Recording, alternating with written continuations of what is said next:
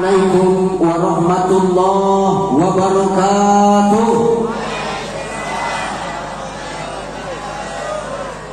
Assalamualaikum warahmatullahi wabarakatuh. Waalaikumsalam. Alhamdulillah. Alhamdulillahillazi anzala as-sakinata fi qulubil mu'minin.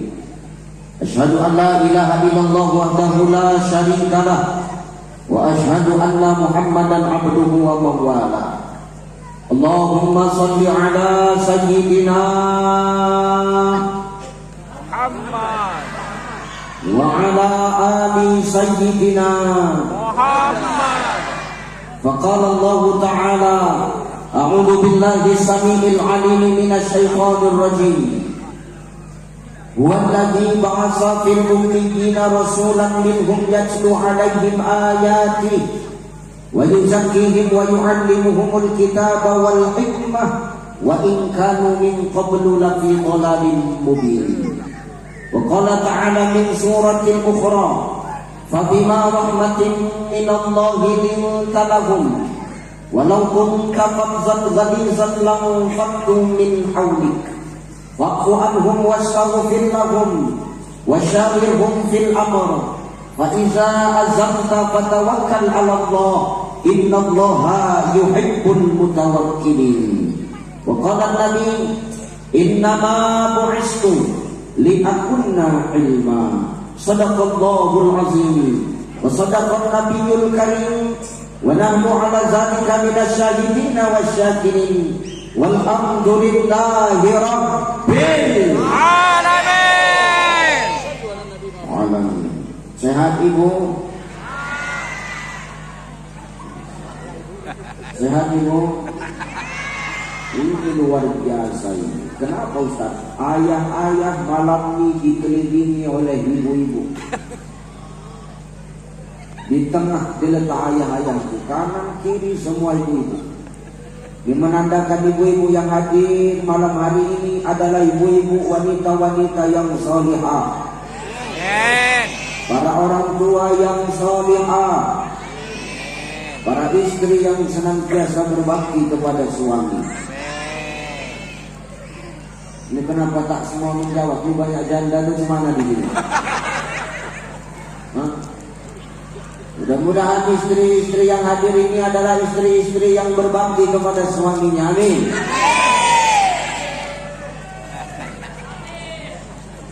Masya Allah, ini luar biasa. Memang di mana-mana nih kalau waktu tabligh akbar, Pak, yang ramai hadir itu memang ibu-ibu. Karena ibu-ibu ini luar biasa. Antusiasnya luar biasa. Kalau sekarang aku tanya Bu, yang rajin hadir pengajian itu siapa? Ibu-ibu. Jawab yang kuat, dia dengar telinga bapak-bapaknya. Siapa yang rajin hadir di pengajian? Yang rajin wiridan? Yang rajin takliman?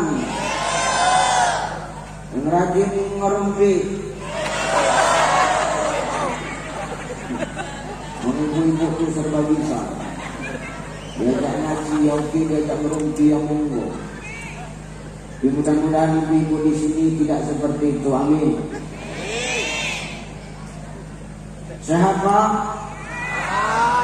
Alhamdulillah. Ini luar biasa ya. Mudah-mudahan pertemuan kita ini mendatangkan berkah dari Allah Subhanahu wa taala. Yang terhormat dan yang termulia, para alim ulama asatidz wa asatizah, para muallim wa muallimah, para masyayikh, para habaib yang hadir dan duduk bersama kita pada malam hari ini. Salam hormat, salam takjim, salam mulia buat guru-guru kita. Kita mendoakan mudah-mudahan ulama-ulama kita, kiai-kiai kita senantiasa dijaga dan dilindungi oleh Allah Subhanahu wa taala. Saya mohon maaf para guru-guru, saya berdiri. Begitupun tidak mengurangi takjim saya kepada antum-antum sekalian. Hormati ulama, muliakan ulama di tempatmu ini supaya apa? Keberkahan Allah turunkan kepadamu. Al ulama warasatul anbiya. Ulama itu pewaris para nabi, Bapak Ibu. Kalau kita memuliakan ulama berarti kita memuliakan memuliakan Nabi. Ingat, jangan kita dekat sama ulama ketika waktu ada kepentingan saja. Betul. Jangan dekat sama ulama karena waktu pas ada apa? Kepentingan, pas waktu ada maunya. Jangan dekat sama ulama hanya pas waktu mau nyalon bupati.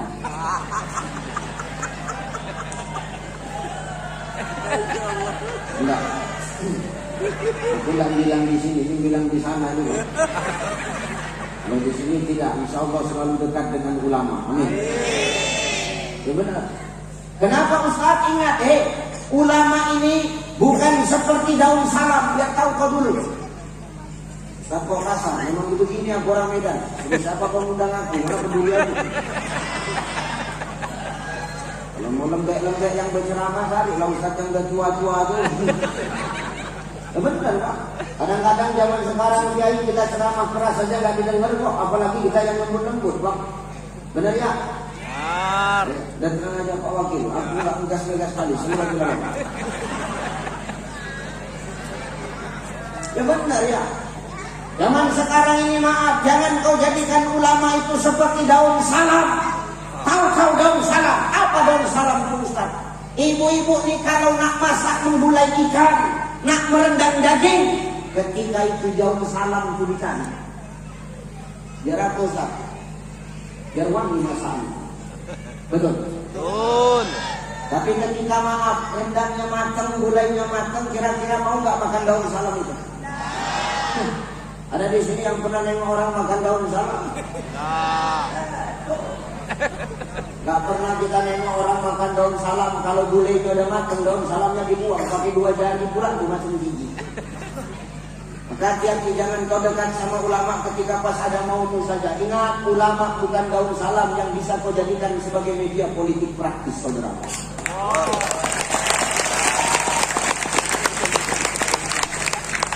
Jangan kita kesempatan hari ini, betul? Banyak orang begitu. Aku tidak bercakap di sini, di tempat lain. Waktu mau nak terjadi, wah ramahnya sama Ustaz, cium tangan sampai ke bawah cium tangan. Begitu jadi nampak awak tutupnya kaca mobil. Ustaz kok tahu? Aku korban. Maka hari ini kita hati-hati. Insya Allah. Memuliakan ulama, dengan memuliakan ulama mudah-mudahan menjadi asbab Allah turunkan keberkahan untuk negeri kita. Amin. Terhormat Bapak Bupati Ketapang yang pada malam hari ini diwakili oleh Bapak Bupati Ketapang, Bapak Haji Farhan SE MSP. Tertulis di sini Wakil Bupati Ketapang.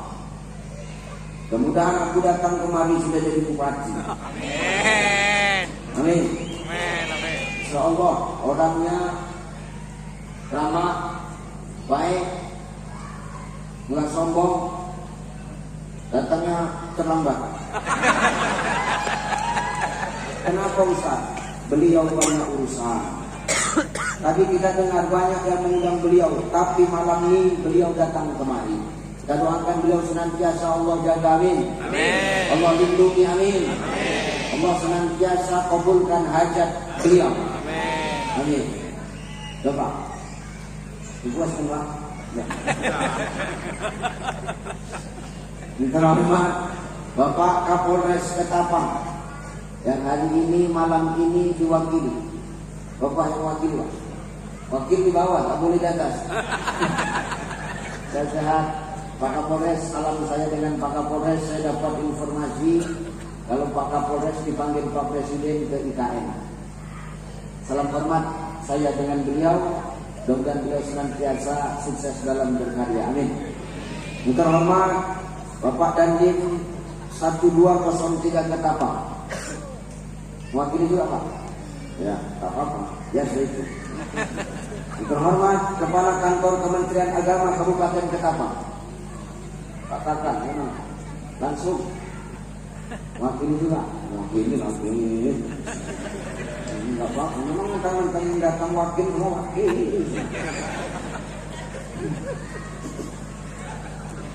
Terhormat Ketua PCNU Kabupaten Ketapang Haji Abdullah Fakir.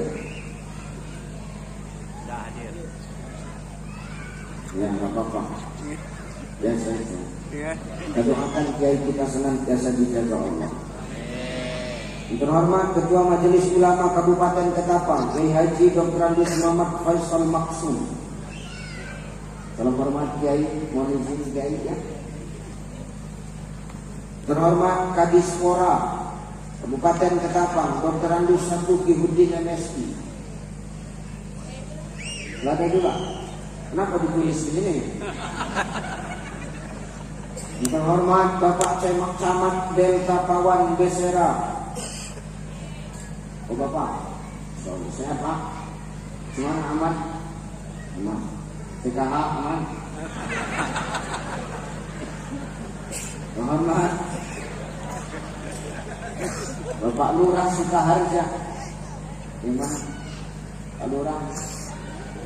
Ya, nggak apa-apa, wakil juga biasa itu. Terhormat pengasuh pondok pesantren dan pengurus masjid Kecamatan Delta Pawan, Benua Kayong dan Muara Pawan. Enggak bisa kusebutkan satu persatu, lebih khusus abang Anda Haji Marobotinlah. Beliau luar biasa, disiapkannya tempat untuk saya. Ketua Panitia terima kasih banyak Pak Haji. Kemudian yang tadi menjemput saya, memang tadi waktu dijemput mereka enggak tanda sama aku. Karena aku pun juga nggak tanda sama orang pun. Kenapa Ustaz? Saya tadi bekaos saja. Bekaos tak peci. Jadi yang menjemput bingung, yang dijemput bingung. Jadi alhamdulillah saya sudah sampai di sini. Ini luar biasa masyarakat Kabupaten Ketapang sambutannya terima kasih banyak. Tidak lupa abang-abang Banser yang mengawal perjalanan saya tadi dari bandara menuju ke lokasi. Kita doakan semua yang hadir ini semua dalam keadaan sehat walafiat, datang bawa berkah, pulang insya Allah bawa pahala. Amin. Baik Bapak Ibu yang dimuliakan Allah Subhanahu Wa Taala, aku malam ini tidak lama-lama. Sampai jam berapa Ibu? 14.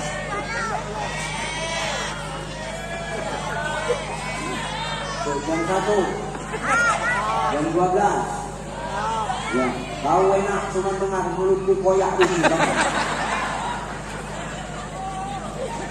Ceramah ini tidak perlu panjang-panjang. Ikan sepat, ikan gabus, lebih cepat, lebih bagus. Ikan kakap, ikan senangin, banyak cakap masuk angin. Tidak perlu panjang-panjang Bu.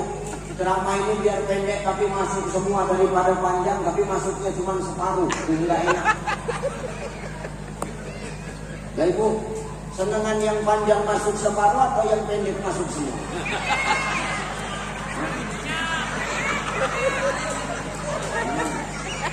Ya, ini ceramah, enggak usah mikir yang aneh-aneh ya.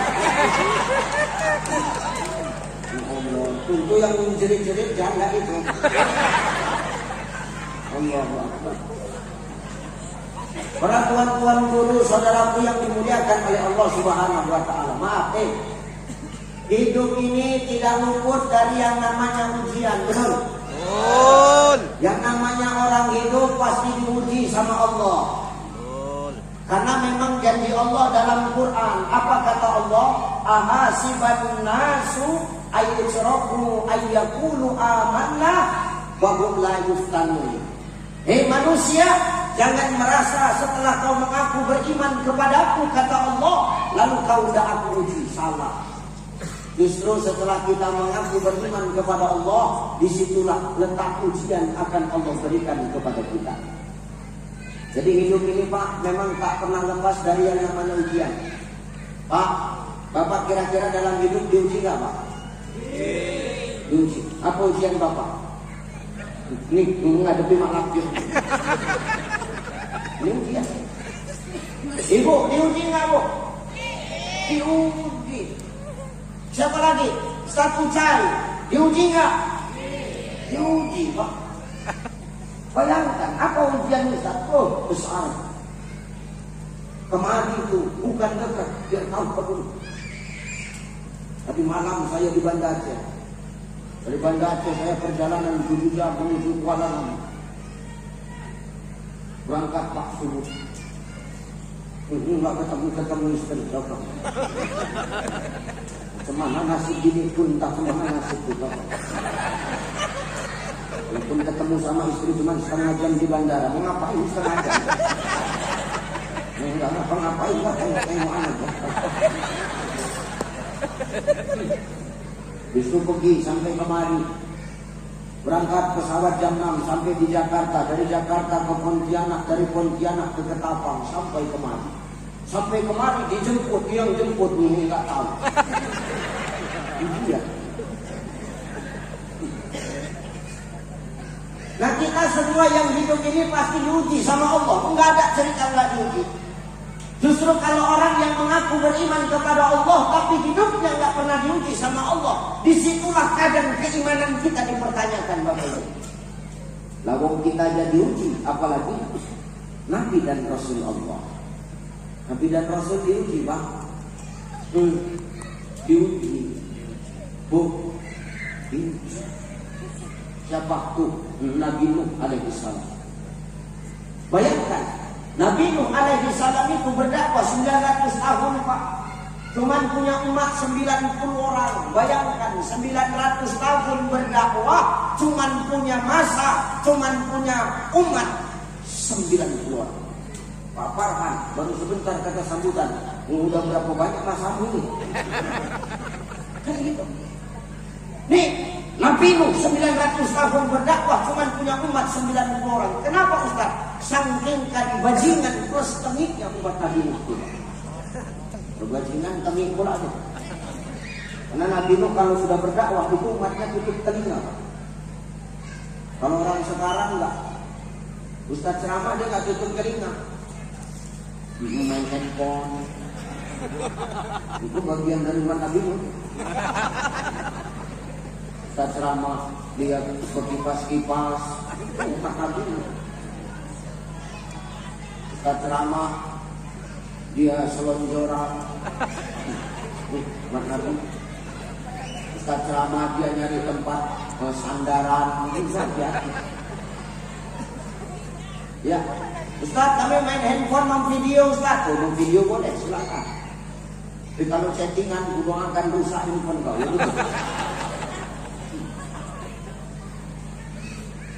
Ya, Nabi Nuh 900 tahun berdakwah, umatnya cuma 90 orang. Nyerah Nabi Nuh, Pak. Dia ngadu sama Allah. Apa kata Nabi Nuh kepada Allah? Ya Allah, kalau kayak begini caranya, kalau kayak begini modelnya, ya Allah, aku ampun ngadepi umatku itu. Kenapa? Ampun, nyerah. Jadi apa mau bunuh? Tolong binasakan aja umatku, ya Allah. Binasakan, iya. Yakin kau Nuh? Yakin, ya Allah. Kau nggak nyesal? Enggak. Betul. Betul. Kalau gitu Nuh, sekarang kau buat kapal ya Nuh. Dari apa buatnya ya Allah? Dari kayu. Kayunya mana? Tanganmu. Bayangkan Pak, suruh buat kapal dari kayu, kayunya suruh nanam dulu. Lama nggak nunggunya Pak? Kayu sudah mulai dipanen, kapal sudah mulai dibuat di tengah padang pasir. Orang-orang pada ngejekin Nabi Nuh. Apa kata umat Nabi Nuh? Oh, tengok tuh. Nuh mulai gila. Kenapa? Masa dia buat kapal di tengah padang pasir? Tengok tuh. Nuh sudah mulai gak waras. Kenapa? Masa dia buat kapal di tengah padang pasir? Macam mana bisa berlayar?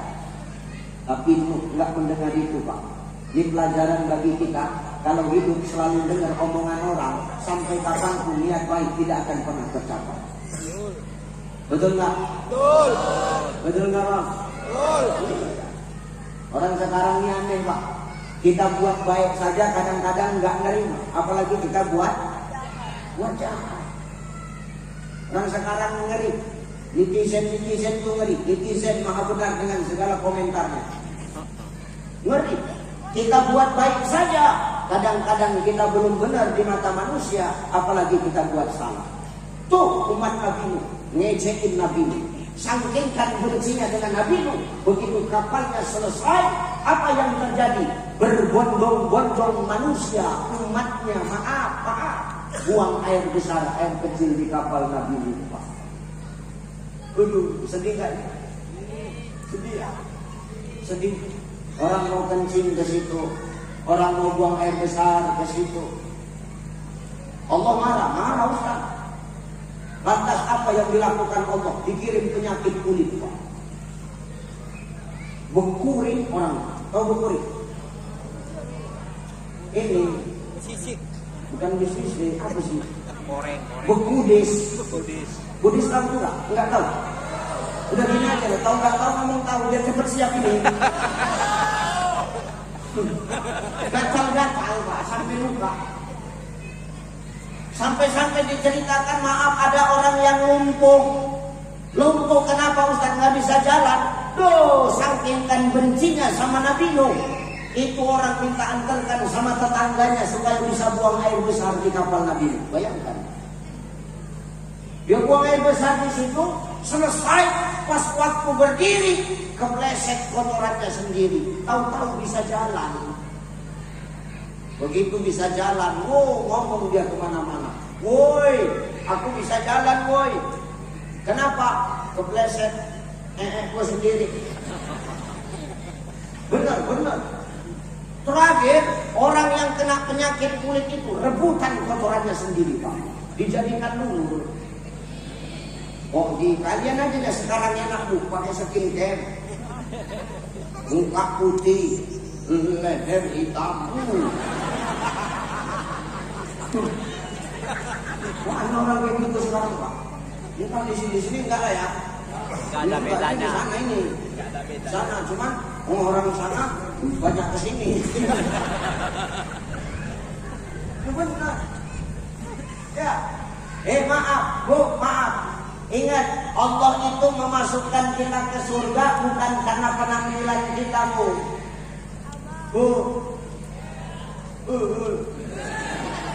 Allah masukkan kita ke surga bukan karena penampilan kita.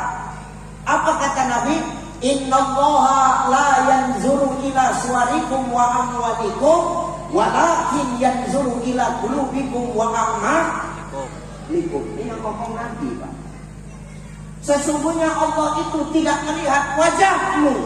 Allah tidak melihat penampilanmu. Kenapa? Syarat masuk surga itu bukan karena penampilan, bukan karena wajah.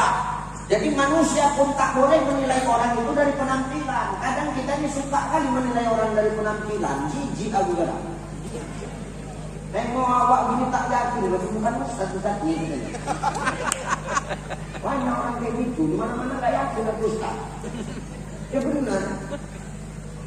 Jangan nengok orang dari penampilan. Kalau maaf, nengok orang dari penampilan tidak menjanjikan dan tidak melegalitaskan dia masuk ke dalam surga. Karena penampilan tidak menentukan baik buruknya orang. Jadi menentukan baik buruk orang bukan dari penampilan. Itu kemana-mana pakai batik, pakai lobe putih, dapat masuk surga. Belum tentu. Betul nggak? Nih, yang ngomong sekarang ini Pak, nih, yang ngomong sekarang ini, dia belum tentu dia lebih baik daripada yang mendengar ini. Bisa jadi yang dengar ini jauh lebih parah.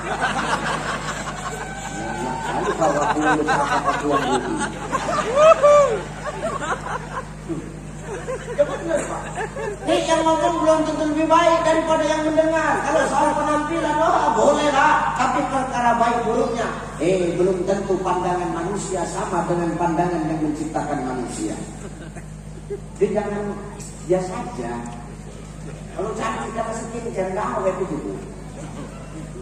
Seketat-ketatnya kulitmu karena skincare, kalau udah tua keriput juga nih, pemotif juga nih di kulit. Kan loh, jadi jangan banyak tingkah. Orang skincare pun karena ada suami yang dibelikan. Kalau enggak,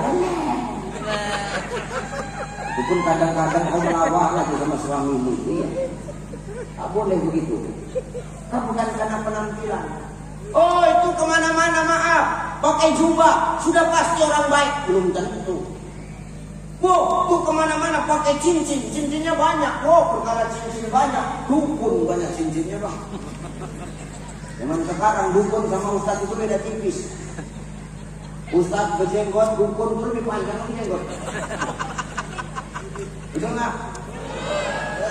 Ustadz pakai cincin, dukun 10 cincin ada. Semua batu ada, batu ginjal pun ada dipakai. Jangan ketipu sama penampilan. Dan kalau masuk surga itu karena penampilan, demi Allah orang ketapang ini enggak ada yang masuk surga. Dia tahu apa dulu? Oh kira cantik kau? Oh kira ganteng kau? Enggak. Kalau karena penampilan kita masuk surga, Pak Madodila enggak masuk list. Enggak. Ya benar Pak. Tapi bukan itu yang menjadi penilaian Allah. Bukan karena penampilan.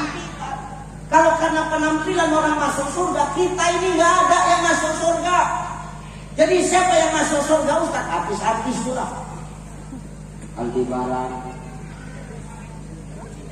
Sahukan, aku. Masa aku yang ngomong aku rugi kamu. Ya, maka masuk surga bukan karena penampilan.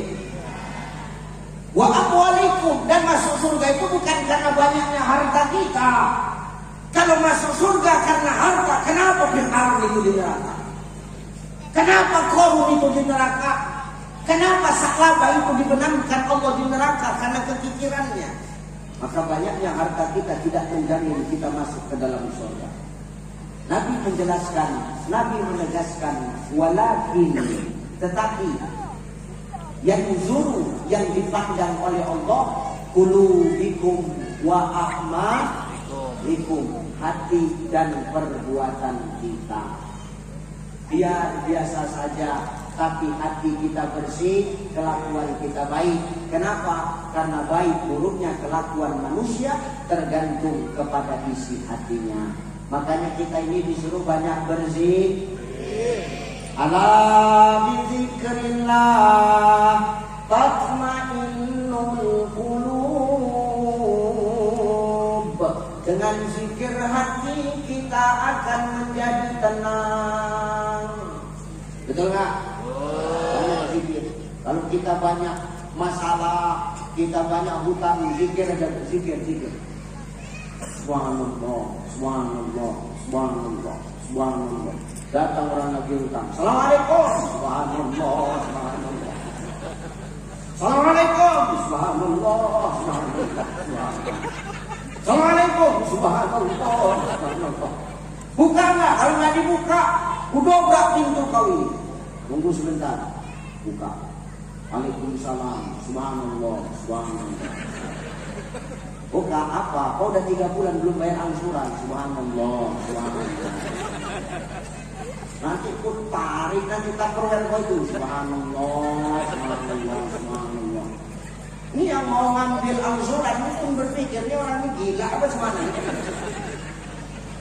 Akhir nggak jadi dia narik angsuran, pulang dia. Nah kalau udah pulang cepet-cepet tutup pintu, ganti zikirnya. Alhamdulillah, bukan selamat. Kalau nggak percaya coba tes lah. Jadi kalau berhasil kabarin saya ya.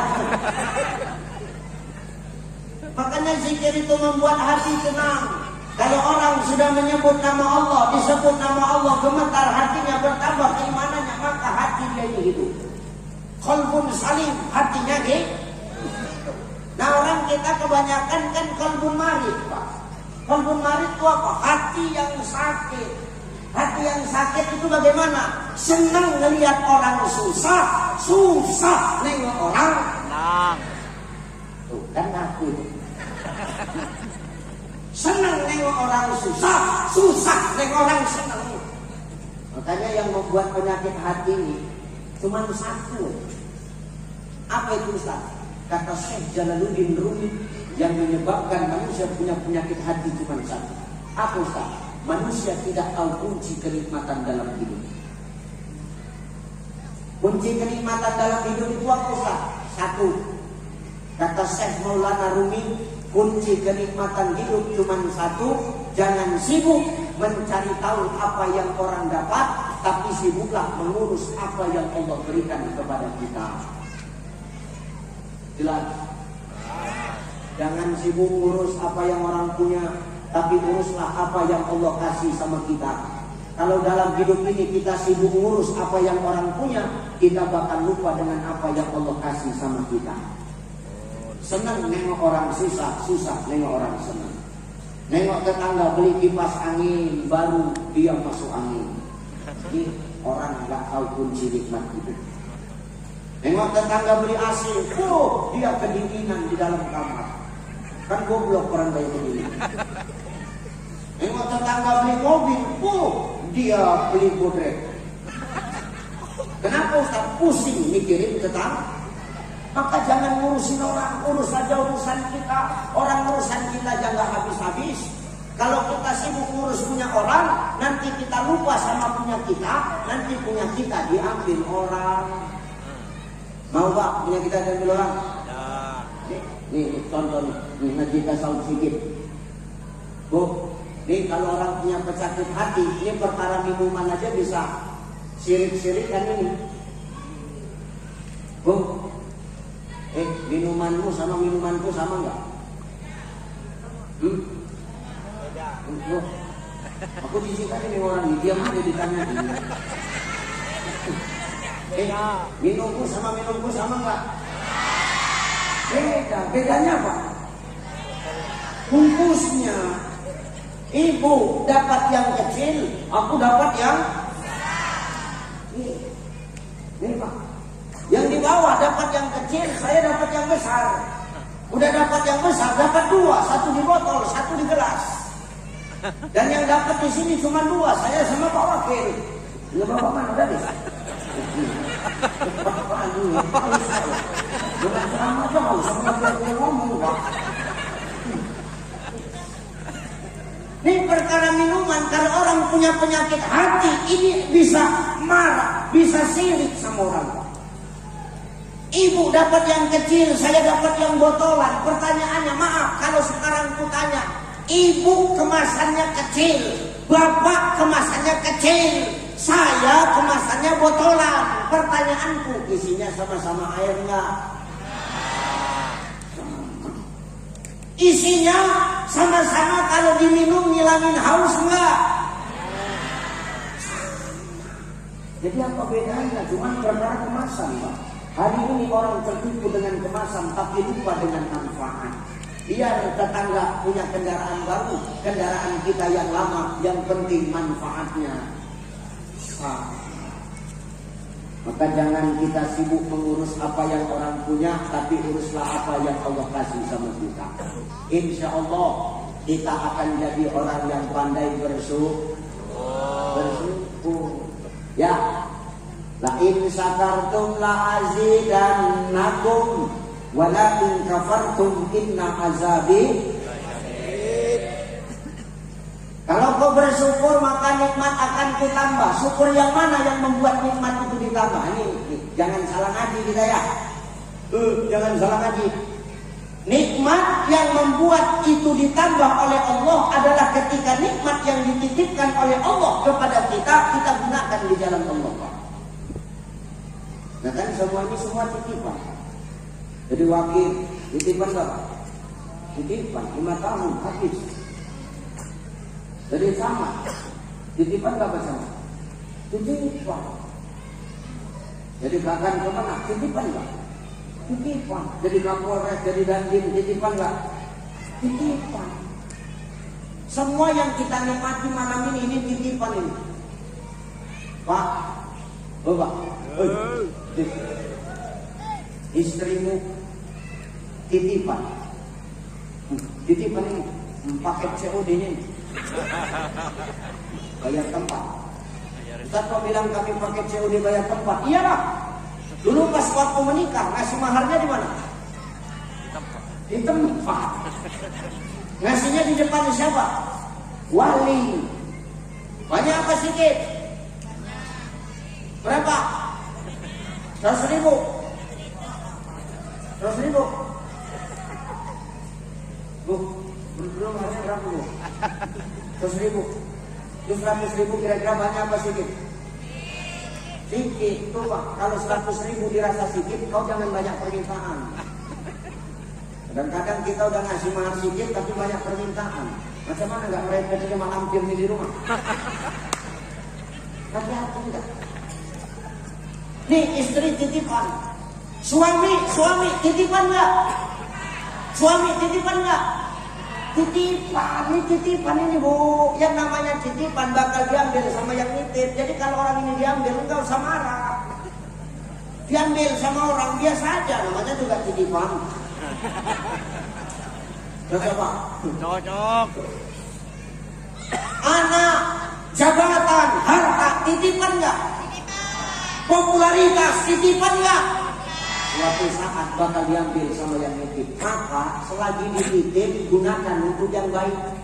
Allah nitip harta, gunakan hartanya untuk nolong agama Allah. Kalau udah harta dibuat nolong agama Allah, Allah kira-kira bakal ngelihat enggak? Allah nengok enggak? Kalau Allah sudah nengok, Allah sudah ngelihat, Allah senang nanti ditambah.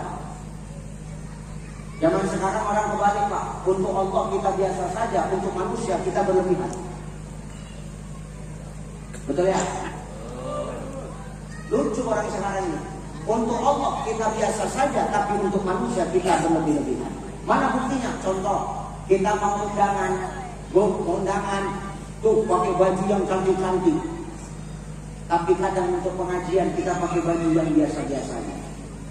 Padahal yang nitipkan baju sama kita siapa? Allah. Yang ngasih makan kita siapa? Yang ngasih makan kita pun siapa? Siapa? Ayo, yang ngasih makan kita siapa? Ayo. Suami, banyak janda tetap makan. Malah dulu maaf waktu ada suaminya sehari makan cuma sekali. Begitu jadi janda, makan terus kerjanya. Berarti kan bukan suami, tapi Allah. Maka dititipkan harta gunakan untuk nolong agama Allah. Orang sekarang kebalik, dikasih Allah yang dipakai yang biasa untuk manusia yang berlebihan. Ini salah. Makanya kalau yang dititipinnya untuk Allah, pengajian datang pakai baju yang paling cantik, ke masjid pakai baju yang terbaik. Ya, jangan yang biasa-biasa aja. Itu cara kita bersyukur dengan titipan Allah. Misal contoh. Dulu Pak Haji Mardotillah nggak ada kendaraannya. Dulu umpamanya, tapi rajin ke masjid. Setiap hari ke masjid, 5 waktu ke masjid. Jalan kaki, istiqomah, rutin. Pertanyaan saya, Allah melihat nggak? Allah menilai nggak? Menilai. Apa kata Allah?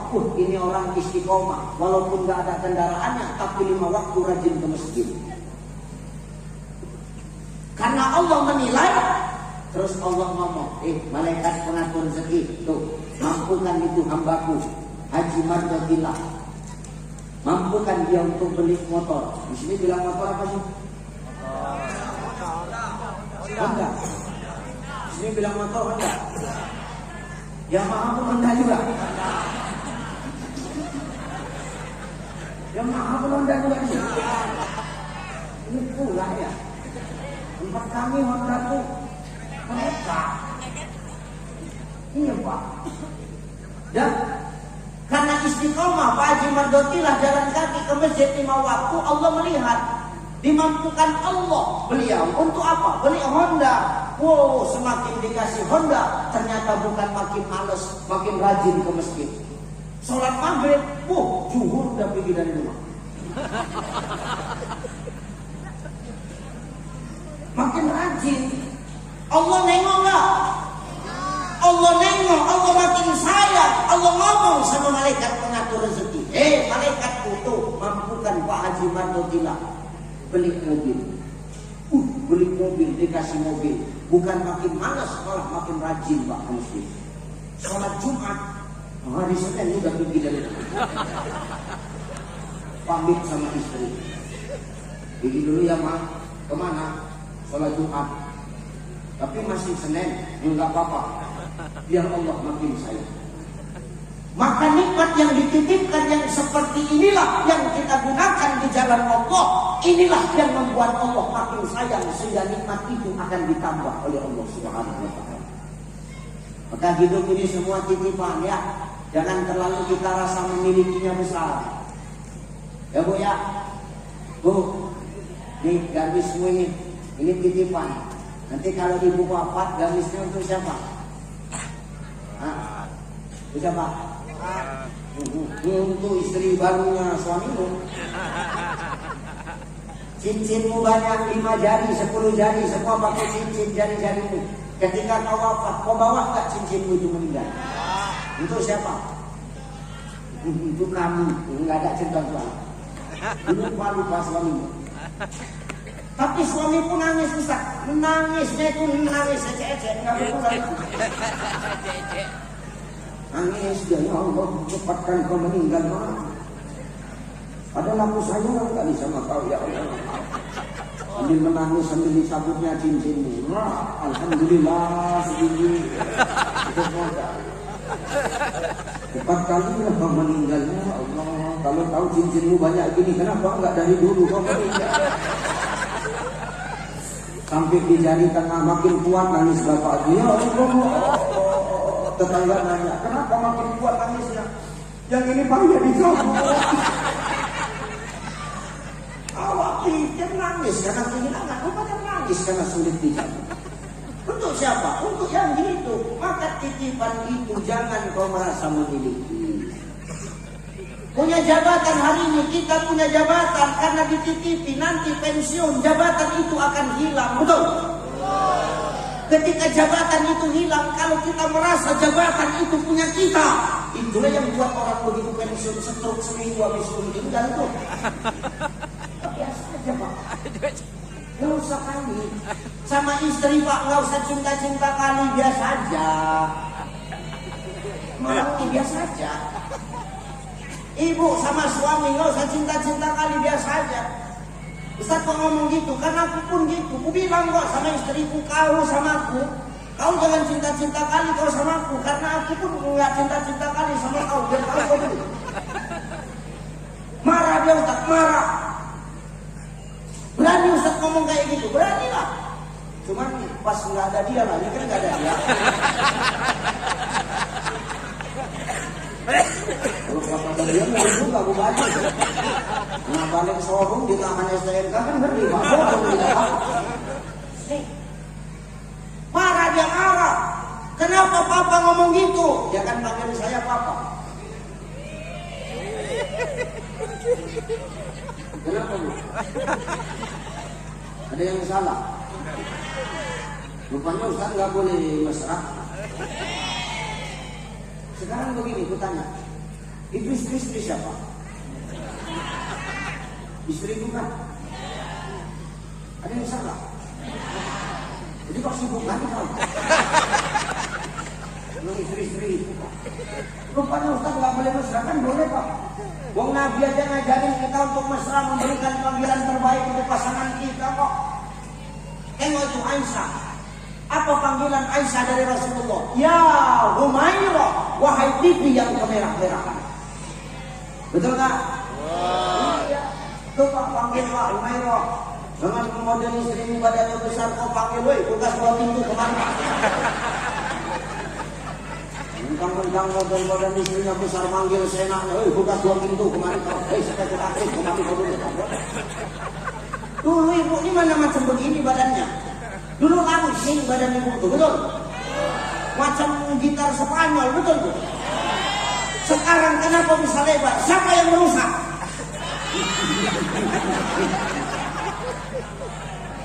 Beberapa kali dia melahirkan anak-anakmu Pak. Kendor semua bautnya. Makanya modelnya begitu sekarang. Maka luar biasa tuh Pak. Seorang istri itu, jangan kau suka-suka memanggil istrimu. Jangan dulu waktu cantik kau sayang-sayangi dia. Begitu besar badannya kau lupa dengan jasa-jasanya. Tak boleh. Tuh Nabi tuh manggil Aisyah Humairah.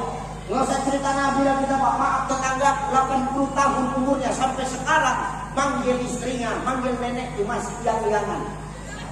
Tiap pagi Pak. Yang, aku dari rumah mau muntah dengar. Ini pula aku rasanya.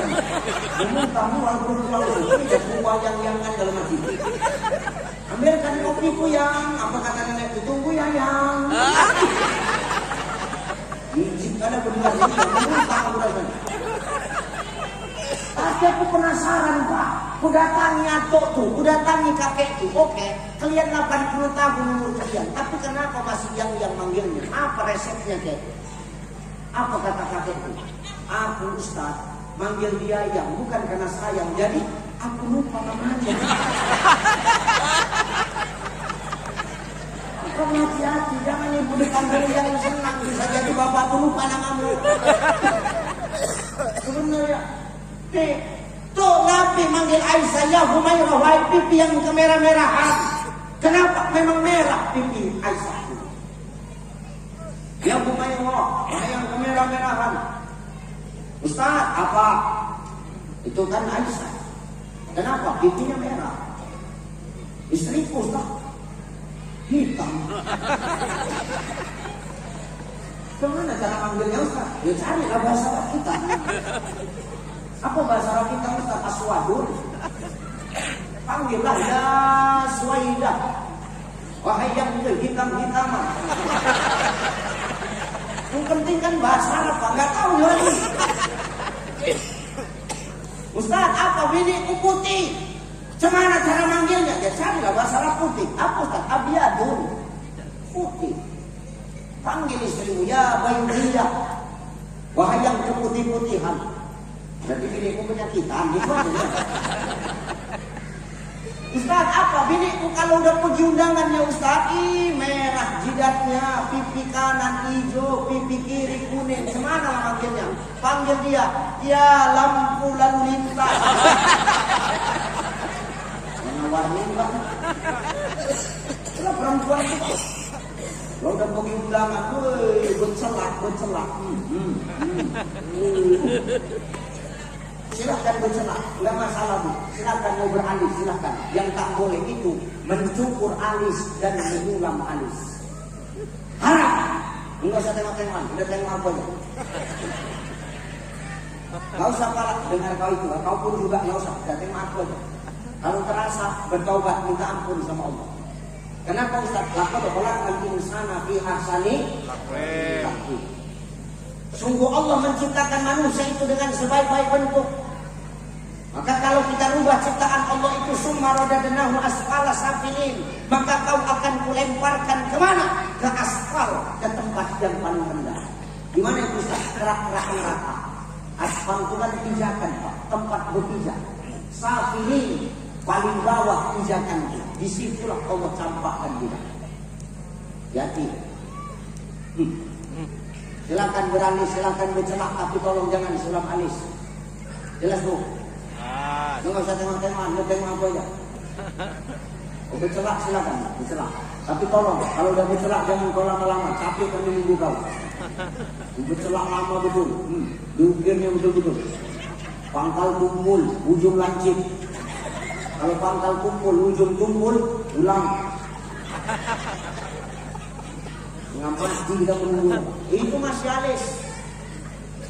Belum lagi membinsu. Kayak gitu ya. Lipstick. Biar rata di laganya bibirnya. Gak kuat awak dengar.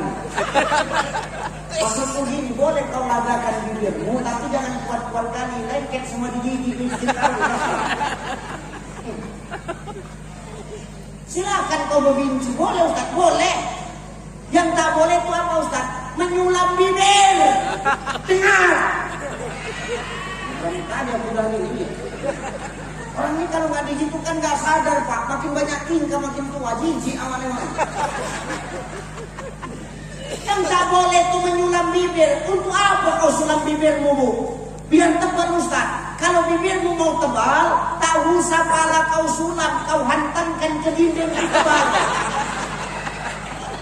Bukan kaget bilang. Benar gue. Orang ini kok nggak begitu kan raja lela ya sih. Kenapa banyak tingkah? itu. Makanya jangan rubah-rubah ciptaan Allah. Ya Bu ya. Berikan yang terbaik untuk siapa Ustaz? Untuk Allah. Supaya apa? Nikmat ditambah sama Allah. Manusia sekarang terbalik. Untuk Allah mah biasa saja. Tapi untuk manusia kadang kita suka yang berlebih-lebihan. Ngapain ikut nyari pengakuan dari manusia? Ikut kok nyari pengakuan dari makhluk. Pengakuan makhluk itu belum tentu diakui sama yang maha pencipta makhluk. Tapi kalau Allah sudah mengakui, mau tak mau, makhluk pasti juga akan ikut mengakui. Gak usah kita gila pengakuan dari manusia lah. Manusia mengakui kita kan sebatas dia hidup. Ketika dia sudah mati, apa ada yang mengakui kita lagi? Tidak. Makanya kalau kita mau cari pengakuan dari Allah selagi kita hidup, dikasih Allah umur, dikasih Allah harta, gunakan di jalan Allah. Dikasih Allah kekuatan, gunakan nolong agama Allah. Kan Nabi yang ngomong. Apa kata Nabi? Mangkana lahu malun falyatasaddaq bimali. Kalau kau punya harta, silakan bersedekah dengan hartamu. Jangan pikir kali kita hari ini. Ada harta kita, sedekah dengan harta. Ustaz, apa? Gak banyak hartaku Ustaz. Biar sedikit, tapi rutin. Biar 2.000, tapi setiap hari. Daripada 100.000, tapi 5 tahun sekali. Ini bukan sedekah. Selaman pajar namanya. 5 tahun sekali. Ini serangan pajar namanya. Bukan sedekah. Maka Nabi itu lebih suka biar sedikit tapi rutin daripada banyak tapi sekali seumur hidup. Itu pun kadang maaf kita suka ngelak-ngelak. Begitu datang kota infak waktu kita sholat Jumat, oh makin dekat makin banyak zikir kita. Mendekat kota infak berzikir subhanallah subhanallah subhanallah subhanallah subhanallah. Makin dekat astagfirullah astagfirullah astagfirullah astagfirullah. Begitu lewat kota infak juga alhamdulillah. Allah mengundang untuk berbuat baik, kok ngapain kita kadang-kadang suka mengelak dari kebaikan yang Allah berikan kepada kita. Ustaz, apa? Aku nggak punya harta, terus gimana cara aku bersedekah? Kata Nabi, mangkana lahu quwwatun falyatasaddaq biquwwati. Kalau ada kekuatanmu, tolong agama Allah dengan kekuatanmu. Jangan hari ini kita sombong Pak, mentang-mentang dikasih Allah kekuatan, mentang-mentang kita dikasih fisik yang hebat, fisik yang kuat, terus kita menghargai yang lemah, terus kita memijak-mijak orang yang lemah. Buat apa? Kau anggar tato, kau bangga dengan tato di badanmu, kau pamerkan tatomu supaya orang takut. Ingat, orang sekarang tak takut sama tato, lebih ngeri lagi awak nengok orang berpanu daripada bertato. Enggak, ngapain kau bangga dengan tato kau hari ini? Lebih ngeri lagi nengok orang berpanu itu, takut awak nak dekat. Kenapa? Takut tertular. Jangan bangga. Dikasih Allah kekuatan, awak tolong orang yang lemah. Payah nenek tu menyeberang jalan. Payah nenek tu, stopkan kol diesel, stopkan truk tu, seberangkan nenek. Ayo nek, seberangkan nek. Lama nenek tu jalan, sepakkan sedikit, cepat kau nek.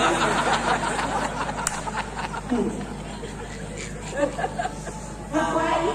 Kita ngasih kekuatan untuk memijak-mijak yang lemah. Tolong tuh orang yang lemah. Ustaz, apa? Udah ku tolong nenek tuh Ustaz. Tapi Ustaz, nenek tuh tak tahu terima kasih Ustaz. Biasa itu. Manusia kalau sudah ditolong tak tahu terima kasih, itu biasa. Nggak usah pada dipikirkan. Biasa itu. Biasa itu pelajaran. Orang yang kita tolong terus lupa sama kita, biasa itu. Nggak usah pada juga pikirkan, setruk kita lupa. Umur awak masih juga, awak nak dilanjut jadi bupati ya. Amin. Apa nak pikirkan itu? Aku pun pernah menolong orang, bukan dia terima kasih maki-makinya. Kuseberangkan nenek itu dimakinya, memang nggak ada otak kau ya saya. Cuman kalian dia dimaki aku bilang. Kenapa nenek maki aku? Kau tahu apa? Aku baru menyeberang ke sana, tahu pak? Begitu sampai ke sana, kau bawa aku balik kemari. Cocoklah nenek itu marah. Tapi senangnya cara aku nak balik ke sana, itu urusan kau lah nek. Maka hidup ini kalau kita mau cari pengakuan dari Allah, selagi kita dikasih harta, kasih pangkat, kasih kekuatan, tolong agama Allah. Kekuatan nggak ada. Cuman nolong agama Allah Ustaz? Mangkana lahu ilmun falyatasaddaq bi ilmi. Kalau ada ilmumu, sampaikan ilmumu, sampaikan, karena itu pun jalan sedekah. Harta nggak ada, kekuatan nggak ada, punyanya cuma ilmu, sampaikan. Balighu anni walau ayat. Sampaikan dari walau hanya satu ayat. Ingat, kebaikan itu tidak harus keluar dari mulut para kiai, Pak. Kebaikan itu tidak harus keluar dari mulut para ustaz. Kalau kita mengaku manusia, kita semua ini adalah dai, kata Allah. Kita ini dai. Jadi kalau kita punya kebaikan, sampaikan kebaikan itu. Walaupun kebaikan itu cuma kecil, Pak. Apa kata Imam Al-Ghazali? Andai kata ada seekor anjing yang memuntahkan berlian, jangan kau pandang anjingnya, tapi pandang apa yang dia muntahkan. Berlian yang dimuntahkannya, ketika berlian itu disama, kau jual, berlian itu tetap ada harganya. Betul? Ini bukan berarti aku anjing ya. Di dalam hatinya ini berarti ustaznya anjing. Ini contoh. Gak ada harta, kekuatan gak punya, pakai ilmu. Tiga-tiga gak punya, cemana Ustaz? Falyaqul khairan aw yasmut. Kalau gak bisa ngomong yang benar, minimal kita diamlah. Karena diam itu juga termasuk sedekah. Gak usah banyak cerita juga. Orang semakin banyak ngomong, akan semakin banyak dosanya. Di sini siapa yang banyak ngomong? Apa? Jadi aku banyak dosa. Nggak biar tahu aku. Memang gitu biar tutup drama ini. Ya, maka hari ini kalau yang kita cari pengakuan dari Allah, jangan pengakuan dari manusia, supaya diakui Allah, sebari manfaat, walaupun manfaat itu sebesar biji zarah, Bapak Ibu. Ingat, hidup ini ujian. Allah menguji kita bukan karena Allah benci kepada kita, tapi karena Allah itu sayang. Allah ingin tahu sebesar apa rasa setia kita kepada yang menciptakan kita, Bapak Ibu. Manfaatkan hidup sebelum hidup itu telah usai dalam hidup kita. Hidup ini bagai lampu dinding yang dinyalakan di malam hari. Apabila minyak sudah kering, ia kan pasti padam sendiri. Demikian hidup manusia selama hidup di dunia ini. Bila dah tutup umur usia, putuslah hubungan di sana sini. Hidup kita seperti lampu dinding, Pak. Lampu dinding itu bahan bakarnya minyak. Ketika minyaknya habis, tanpa kita tiup, maka lampu akan mati sendiri. Tanpa kita hembus, maka lampu akan mati sendiri.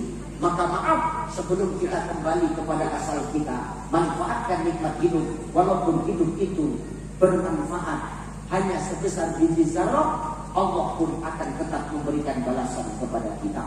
Maka ujian yang Allah berikan kepada Allah bukan karena Allah benci, tapi karena Allah sayang kepada kita. Semakin besar ujiannya, maka akan semakin besar bonus yang Allah berikan kepada kita. Insya Allah. Satu. Dua, apa yang mau kau sampaikan Ustaz? Yang kedua, aku udah gak mau lagi bahas maulid lagi. Kenapa? Banyak ustaz-ustaz yang sudah menyampaikan kapan Nabi lahir, siapa emaknya, siapa ayahnya, siapa atuknya, siapa biniknya, siapa anaknya. Betul? Betul. Aku nak menyampaikan hikmah dari maulid ini. Kalau perkara maaf sejarah anak-anak kita sudah paham belum? Bukan ada lagunya. Tadi tunggu-tunggu dipancing awak diam, dia diam juga. Awak mancing tadi padahal kata Pak Haji pantang Ustaz petik pasti orang tupai. Apa yang tahu tengok dia tengok. Ini dah tahu. Maka yang kedua yang disampaikan pelajaran dari Maulid Rasul ini apa Ustaz? Maaf Bapak Ibu dengar yang kedua, dengar. Maulid itu melahirkan kejujuran. Apa? Kejujuran. Maulid melahirkan kejujuran. Nah benar lah. Maulid itu melahirkan kejujuran. Kenapa Ustaz? Tengok tuh. Nabi itu umur 7 tahun udah dapat gelar. Nama gelarnya apa? Alamin. Apa? Al-Amin. Kenapa Nabi dapat gelar Al-Amin? Karena Nabi orang yang bisa dipercaya. Hidup ini harus jujur, Mas. Kalau hidup nggak jujur, nggak tenang. Mau jadi apapun kita, kalau sudah jujur pasti tenang. Ya benar, Pak. Ngomongin merdeka berarti ngomongin jujur. Karena orang yang jujur itulah orang yang merdeka. Kenapa saya bilang orang yang jujur itu orang yang merdeka? Kalau orang sudah jujur, mau dilemparkan kemanapun dia pasti takkan pernah gelisah. Kenapa? Nggak ada kebohongan yang dia tutup-tutup. Maka bohong hari ini kita kalau ngomongin merdeka, tapi masih banyak kebohongan di mana-mana. Allahu Akbar. Tapi kalau orang sudah jujur, dia merdeka, mau dilempar kemana aja dia tenang. Kenapa? Nggak ada yang ditutup-tutupi, nggak ada titipan sama dia. Nggak ada beban yang dia tanggung. Dia berhasil karena kejujurannya. Nabi itu kenapa 2/3 belahan dunia ini Islam? Karena yang membawa adalah orang yang jujur, Pak. Kalau bukan orang yang jujur, akan mungkin 2/3 ini adalah Islam semua. Ini karena Nabi jujur. Maka dalam hidup ini kita harus jujur. Nanti jujur arahnya kemana nih kita jelasin pelan-pelan. Mau kamu jadi apapun, kita sekarang jujurlah. Jadi wakil bupati jujur, Pak. Jujur. Di camat, Mat. Jujur, Mat. Gimana? Jadi apa lagi? Babin Kamtipmas. Jujur, Mas. Jadi babinsa, jujur, Sah. Ya benar, jadi Ustaz. Jujur, taat. Kalau nggak jujur, enak, Pak. Hidupnya harus jujur. Kalau orang sudah jujur, tenang. Mau dilempar kemanapun, hidupnya nggak gelisah. Nggak ada yang dia tutup-tutupi, Pak. Jujur kita mau jadi apapun, Pak. Jadi suami, jadi suami, jujur. Bu, jadi istri, jadi istri, jadi istri. Ini khusus yang punya suami, yang janda nggak usah ikut jawab ya. Jadi istri, yuk. Jadi anak muda harus yuk. Anak muda nih, kalian, jadi anak muda harus. Jujur. Jadi pemudi harus. Jujur, Pak. Kalau anak muda sudah jujur, insya Allah ini akan jadi anak-anak yang layak untuk diwarnai. Tapi mereka akan jadi generasi yang mewarnai. Amin. Makanya kau jangan pacaran, dengar telinga kau.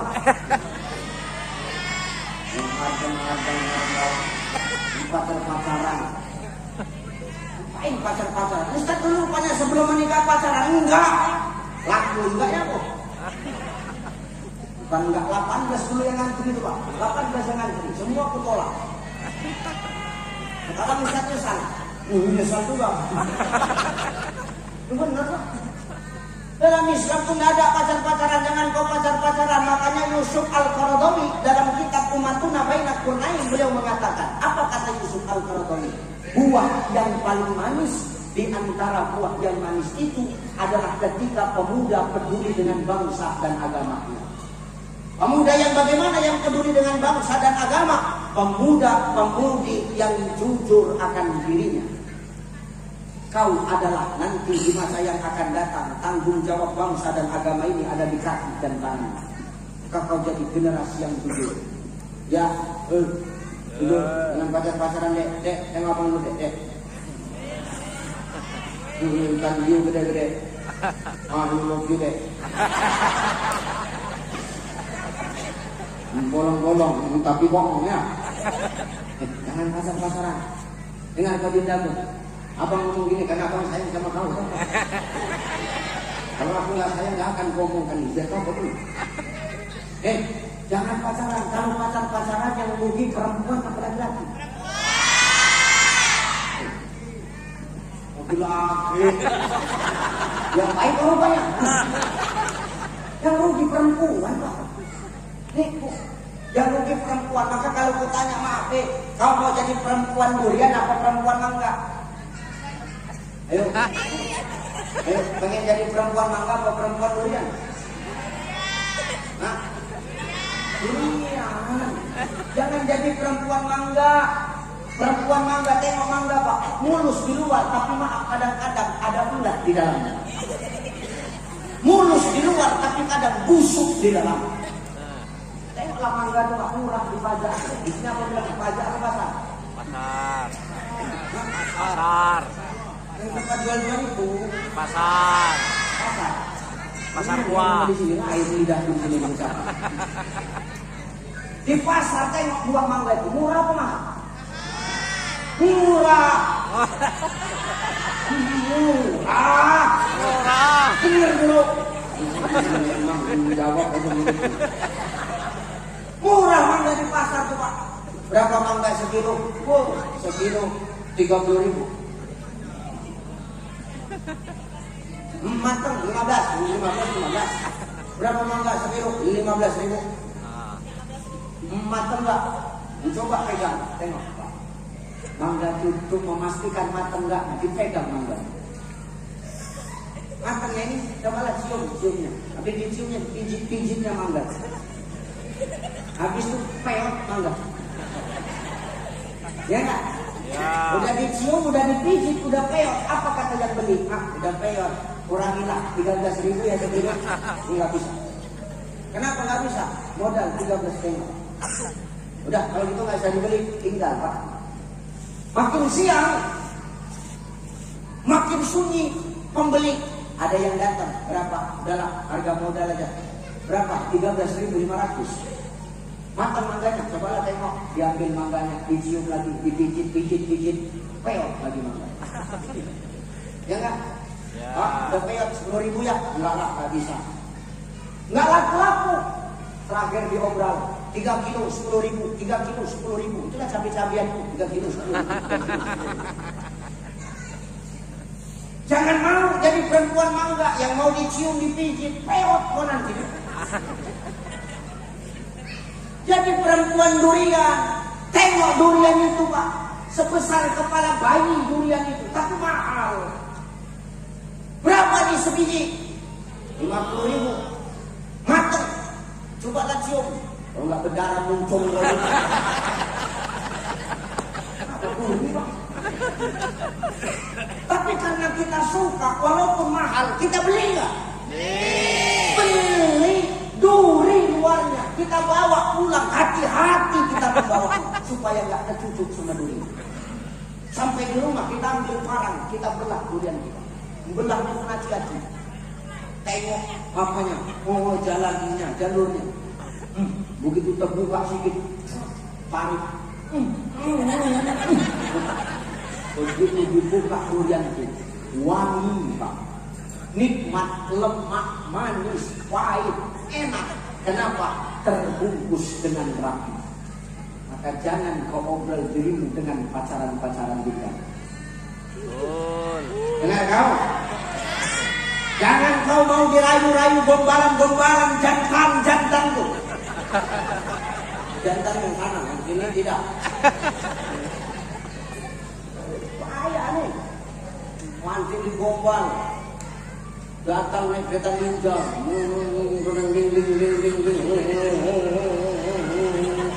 Tahu emaknya yang jemput naik kereta ninja, mamanya pun mata duitan juga. Ini ninja yang jemput. Cepat sikit mau kemana pilih anak undangan Bu. Bawanya anak awak kemana-mana sama anak orang yang bukan mahal. Ya kereta ninja, tengah malam baru pulang. Banyak sawit. Tengah malam naiknya motor, naiknya Honda. Walaupun ninja pun Honda juga tak apa-apa. Di gelap-gelap puasa kata jantan tuh. Ode, demi kau, gunung kudaki, lautan keseberang. Aku tak pandai, jijik awak dengan ini. Betul abang, Ode apa? Ode berhenti di sini deh.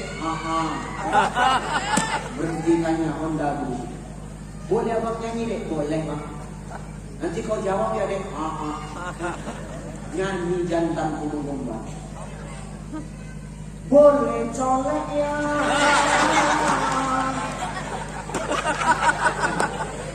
Udah kena gombal betina itu disambutnya. Boleh bang, kena.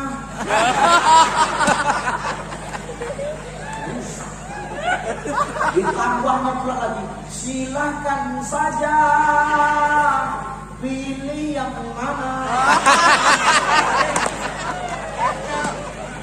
Apa kata jantanku? Baiklah adek, abang ambil kuda-kuda. Kepadaku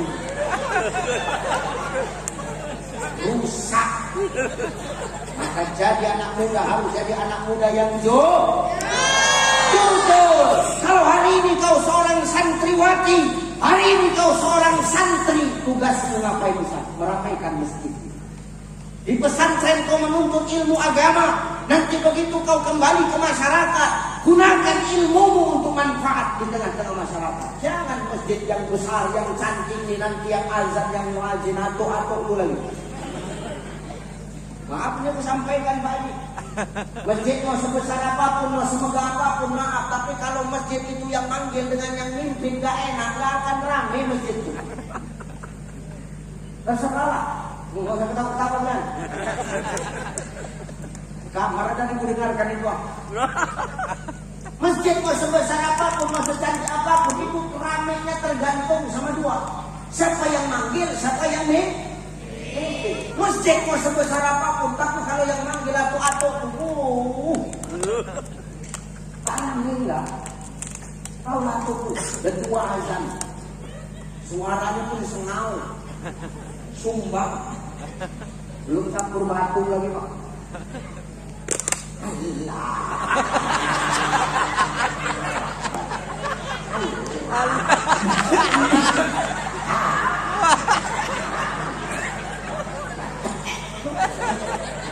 Siapa yang mau tampil? Orang pun ngomongnya itu masih tak ada yang lain. Aku pun bantah, jangan gantikan aku jadi muazin sebelum aku meninggal. Gampang, ajak makan bareng, kasih racun nasi. Maaf Pak, kalau dulu ada pepatah yang ngomong tak ada rotan akar bom. Jadi Ini pepatah lama, pepatah sekarang tak ada rotan, ciptakan rotan yang baru. Kenapa? Akar sekarang tak bisa dipakai, lapuk, busuk, kena kutu. Maka tak ada rotan, ciptakan rotan yang baru. Ini bukan zamannya Keraiso. Yang penting bisa enggak Pak? Zaman sekarang ini serahkan sesuatu pada ahlinya. Kalau enggak rusak semua. Ini programmu Pak Wakil, kalau kau tentu jadi bupati. Datangkan guru-guru ngaji di setiap desa supaya apa? Mengajarkan anak-anak muazin baca Quran, khotib Jumat, fardu kifayah, supaya apa? Anak-anak muda itu nanti yang mengisi masjid, anak-anak muda nanti yang turun ke masyarakat untuk apa? Melaksanakan fardu kifayah. Dan nganggu-nganggu aja Pak.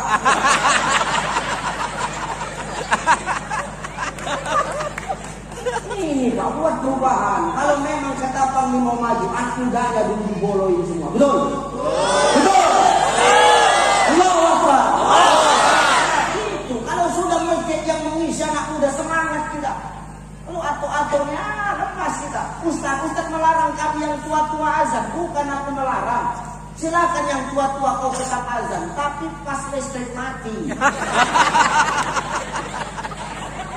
Tapi kalau pas listrik hidup kasih sama anak muda tuh. Silakan azan.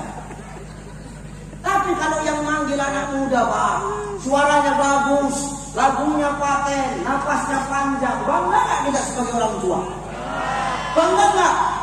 Bangga. Nanti subuh diputarnya azan Mekah. Cuman azan Mekah tuh saya kasih contoh sih. Allahu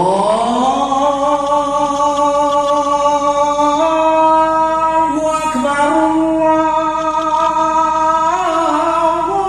Akbar.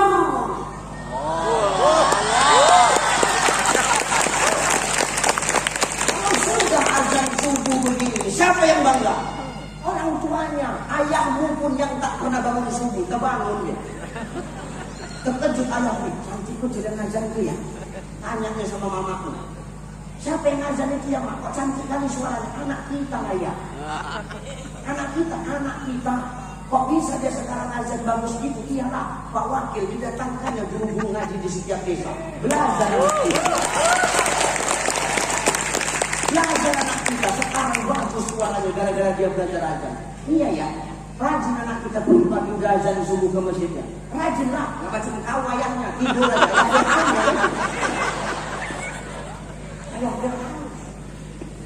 Bangga nggak orang tua? Nanti zuhur diganti lagi lagunya. Lagu apa Ustaz? Lagu Malaysia. Ada azan Malaysia juga? Ada. Cuman azan Malaysia itu, aku kasih contoh sih. Allahu Akbar, Allahu Akbar.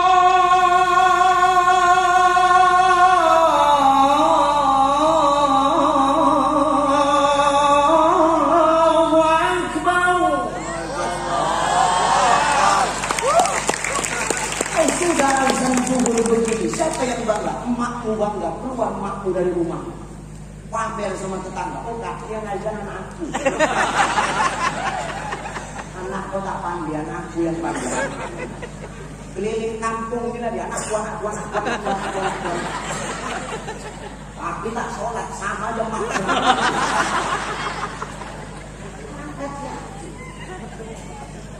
Maka masjid itu bakal ramai. Kalau apa? Yang memanggil adalah anak-anak muda yang bagus suaranya, bagus langgangnya, enak didengar suaranya, maka orang akan datang ke masjid. Minimal dia penasaran, tapi lama-kelamaan dia akan masuk ke dalam. Belum? Ini tugas siapa? Bukan tugas saya, tapi tugas pemerintah dan tokoh agama untuk menggalakkan guru-guru ngaji kampung. Kata Rogen. Apalagi masjid mau ramai, tergantung siapa yang memimpin. Berarti tergantung siapa yang imam. Kalau masjid besar yang imam itu juga ya.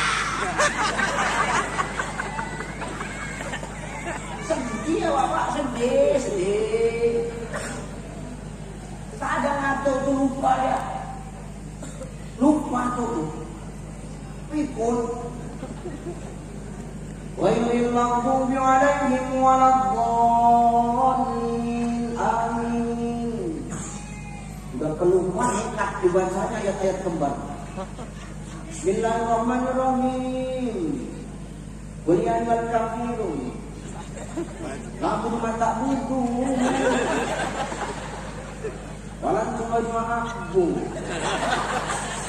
Walan tumabatu.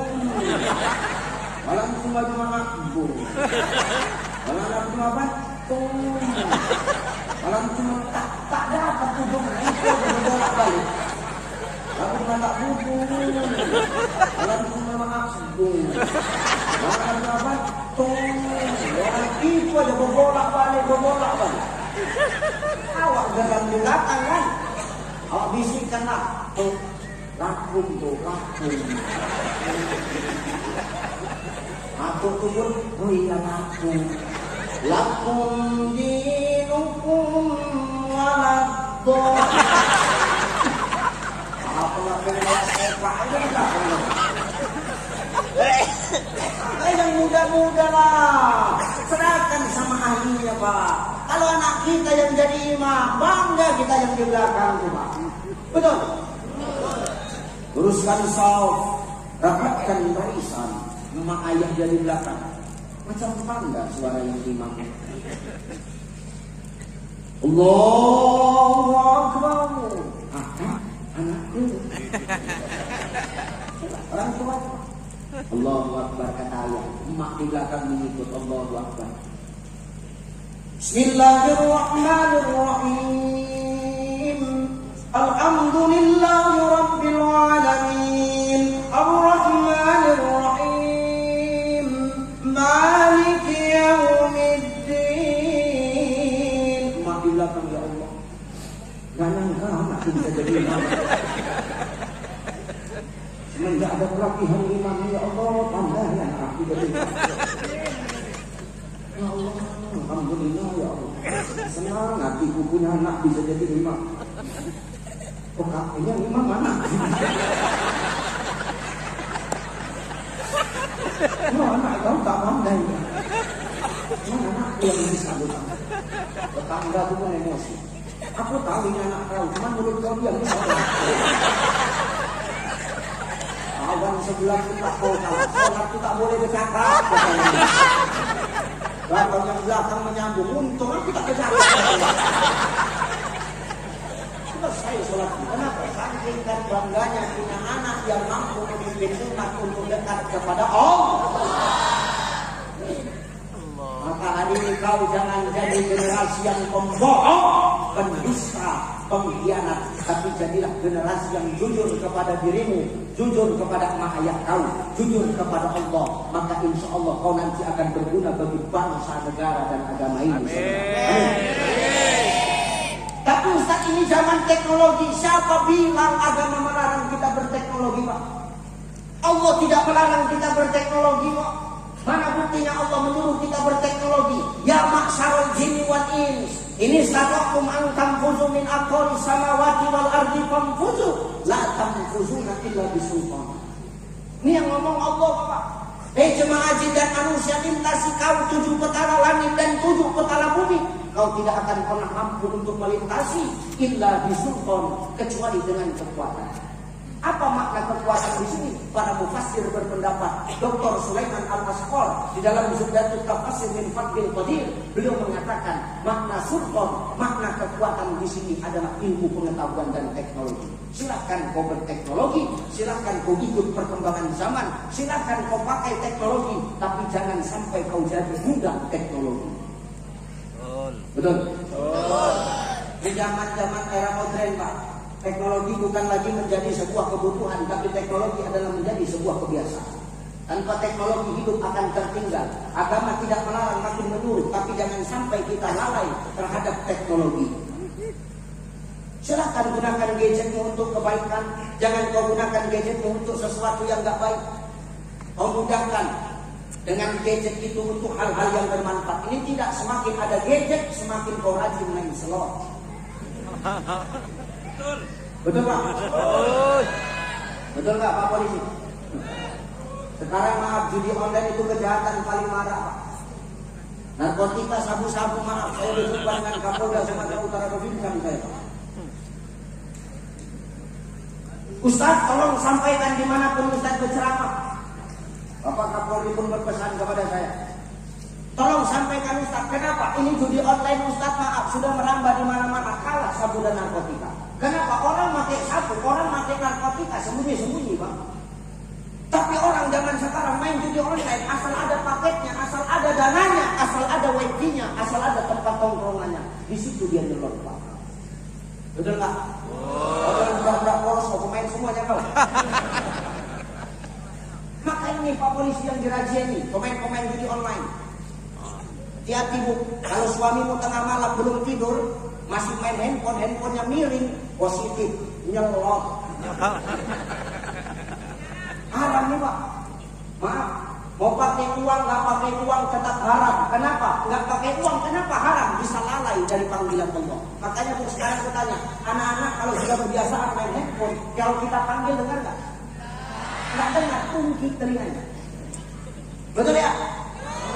Jangankan panggilan emak ayahnya, panggilan Allah pun dia nggak peduli. Kalau sudah main skater, azan di masjid, hayya 'alas shalah,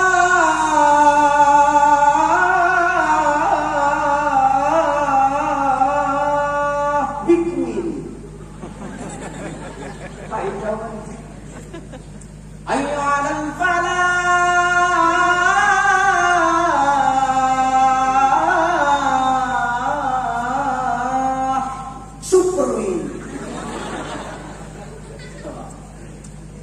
jackpot Ustaz, menang kau dari judi itu Pak, kau kasih makan anak istrimu, demi Allah tidak akan pernah menjadi daging bagi mereka. Yang baik aja kadang-kadang yang kita masukkan belum tentu baik, apalagi maaf yang haram yang kita masukkan kepada mereka. Apalagi uang-uang riba itu, operasi Mekar. Ada di sini operasi Mekar. Tahu nggak operasi Mekar? Di sini bilangnya apa? Sama. Hah? Operasi kewer-kewer itu. Hah? Operasi beranak kan? Tuh. Jadi haram itu. Jadi wa ahalallahu al-bai'a wa harrama riba. Allah menghalalkan jual beli dan mengharamkan riba. Jadi kasih makan anak istrimu, maaf, tidak akan menjadi darah. Maka hari ini agama tidak melarang kau berteknologi, silakan, tapi jangan sampai agendaku kau menjadi budak-budak teknologi. Al-Islam ilmiun wa amaliyun. Islam itu ilmiah dan amalia. Islam itu mengikut perkembangan zaman, tapi jangan sampai gara-gara perkembangan zaman kita tinggalkan aturan-aturan agama Allah. Kita halalkan segala cara untuk mencapai sebuah kepentingan. Na'udzubillah. Maka jujur jadi seorang pemuda. Dengar kau dek. Dengar kau dek. Dengar abang dulu dek. Dengar. Kau di sini jadi santriwati, pakaianmu menutup aurat. Ini kau jaga dimanapun kau berada. Jangan keluar nanti dari pesantren kau buka auratmu. Nauzubillah. Nih macam teh jahe ini. Teh jahe ini kalau nggak ditutup, kira-kira ada nggak lalat yang tinggal? Ya. Karena bertutup makanya tak ada lalat. Betul nggak? Laki-laki itu macam lalat, mantap memang kebuka pasti didekatinya. Ini lalat senang dia. Lalat hijau lagi lautnya. Maka ketika tertutup kau akan lebih berharga. Jadi kamu jelas jujur jadi anakmu. Dah anaknya sudah. Sekarang anaknya. Bu, jujur jadi seorang jujur jadi ini janda semua dia.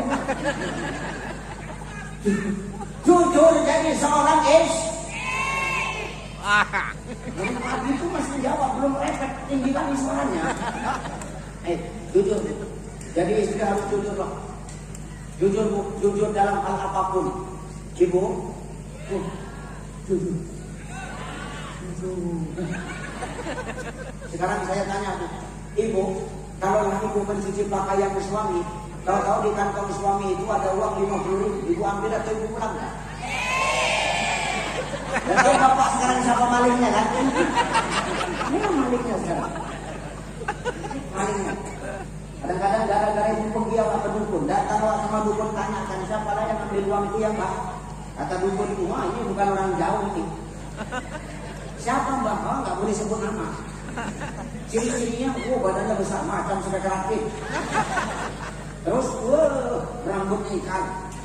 Terus, ada tai lalat di mulutnya. Kok macam binikku mbak? Memang binik kalian ngambil. Boleh kau ambil itu bunda? Boleh kau ambil? Boleh kau ambil, tapi kau pulangkan. Jangan tak kau pulangkan. Ini aku harus tegas pak, karena kalau nggak merajalela orang ini pak. Ustaz kenapa begitu tegas? Karena aku korban juga. Benar ya? Hati-hati kita bu. Jangan kau ambil yang bukan hakmu. Bukannya itu bukan hak kami, bukan. Hakmu itu yang kami kasih bunda. Tapi kan itu punya suami kami sendiri Ustaz. Walaupun punya suami, tapi itu bukan yang dikasih. Itu kau mencuri namanya. Jangan kau ambil itu, pulangkan sama suamimu. Dengar bu. Dengar bu, jangan ada istilah dalam rumah tangga itu uang suami, uang enak kan mulutnya menjawabkan.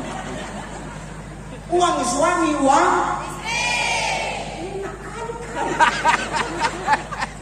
Semua uang kau, semua uang kau. Islam tak mengajarkan seperti itu. Yang benar itu di balik harta suami ada hak istri. Kalau ada hak istri, berarti hak kami ada. Tahu? Berarti dia punya. Orang ini kalau nggak digitukan nggak paham.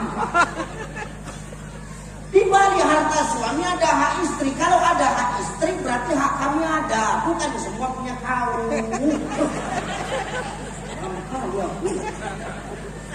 Kenapa Ustaz sampaikan ini? Karena aku punya istri, tak berani dia ngambil uang dari kantongku sendiri.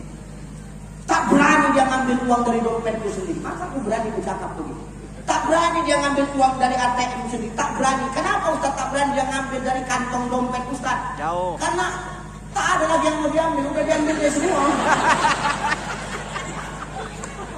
Ini nasib kita Pak Wakil. Ini Pak Wakil. Di luar aja nih Wakil Bupati. Di rumah ini honorer nih. Siap salah. Ya banyak cerita lagi dah. Awak di luar aja pakai di rumah ini. Cium juga awak. Benar. Tuh, jangan semena-mena kau. Dengar kau. Maka jujur jadi istri yang bukan hakmu jangan kau ambil. Jadi hakmu yang mana yang kami kasih. Tapi Ustaz, 2 juta setengah yang dia kasih sebulan. Kebutuhan rumah tangga habis 3 juta, kurang 500.000 Ustaz. Boleh kami ambil? Boleh, tapi kau tetap ngomong. Jangan tak ngomong. Tetap laporan. Kan suka-sukamu aja kau. Tidak semua mau kau. Tapi mikirkan rumah tangga, mikirkan garis kau yang 4 setel itu kau. Garis kau 4 setel, 1 setel 2 juta. 2 juta kali 4 setel, 8 juta. 8 juta itu kalau laki mukuli bangunan habis gaji dia untuk bayaran suami. Syukur biniku dapat suami Ustaz. 4 kali 2 8 juta. Sekali ceramah lunas. Kalau ceramah di sana, di sini belum tahu lagi nasibnya dari mana.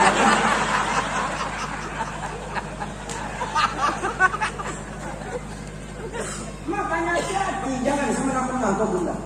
Ya Pak ya, sekarang gue tanya, di rumahmu mana lebih banyak pakaian atau pakaian bini kau? Ya bini. Jujur kau Pak. Ini. Ustaz kau tahu karena pun begitu buka lemari itu semua baju bini, baju Ustaz mana yang bawa baju awak batik semua. Ini pun batik dikasih orang. Untunglah jemaah itu sayang sama kasihnya awak batik. Dan kadang kasihnya sarung, lebih banyak yang ngasih sarung daripada yang ngasih batik. Sarung pula awak buat bakal baju. Sarung kau buat bakal baju, rupanya pas bilang ceramah sama motif sarung itu sama taplak meja begitu. Hati-hati kita ini. Ya jujur yang bukan hakmu jangan diambil. Dengar, ingat, kalau kau mau dimuliakan oleh pasanganmu bunda, maka hargailah pasanganmu. Sekalipun kau ahli ibadah, sekalipun kau ahli ilmu, puasamu gak pernah tinggal, tadarusmu gak pernah lupa, tapi maaf kalau kau gak pernah menghargai suami. Demi Allah bunda, jangankan masuk ke dalam surganya Allah, mencium bau surganya pun Allah gak akan kasih kepadamu. Ini yang ngomong bukan saya, yang ngomong siapa? Yang ngomong Asy-Syaikh Imam An-Nawawi Al-Bantani di dalam kitab Nasaihul Ibadah. Akan ada 10 kelompok golongan manusia yang doanya tidak diangkat dan tidak diterima amal ibadahnya oleh Allah. Salah satunya siapa? Istri yang durhaka kepada suami. Mau kau ahli ibadah, kau ahli ilmu, tapi kalau kau tak pernah menghargai dan durhaka kepada suamimu, jangankan masuk surga, mencium bau surganya pun Allah tak akan berikan kepadamu. Dan tahu betul. Dalam agama Islam itu maaf, yang ada istri durhaka, suami durhaka nggak ada. Terserah kalau kau mau protes. Kalau kau mau protes, kau protes sama Jibril. Karena doa Jibril waktu bulan Syawal, ketika Rasul Khatib, apa kata Jibril? Ya Allah, jangan kau terima amal ibadah seorang istri yang masih durhaka kepada suami. Gak dibilang, jangan kau terima amal ibadah suami yang masih durhaka sama istri. Berarti dalam Islam tak ada suami durhaka, yang ada istri durhaka. Yang ada istri durhaka, suami durhaka nggak ada. Tapi suami nggak ada otak banyak. Memang nggak ada suami durhaka, yang ada suami-suami itu. Hati bu, jangan durhaka sama suami. Memang surga di bawah telapak kaki.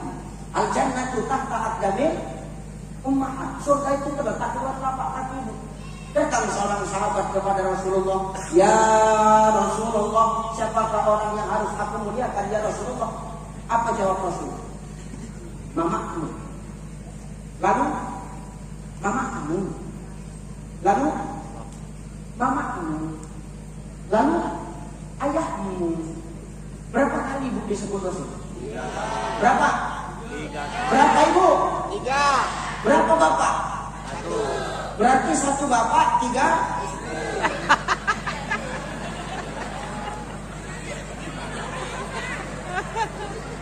Tadi ibu disebut berapa?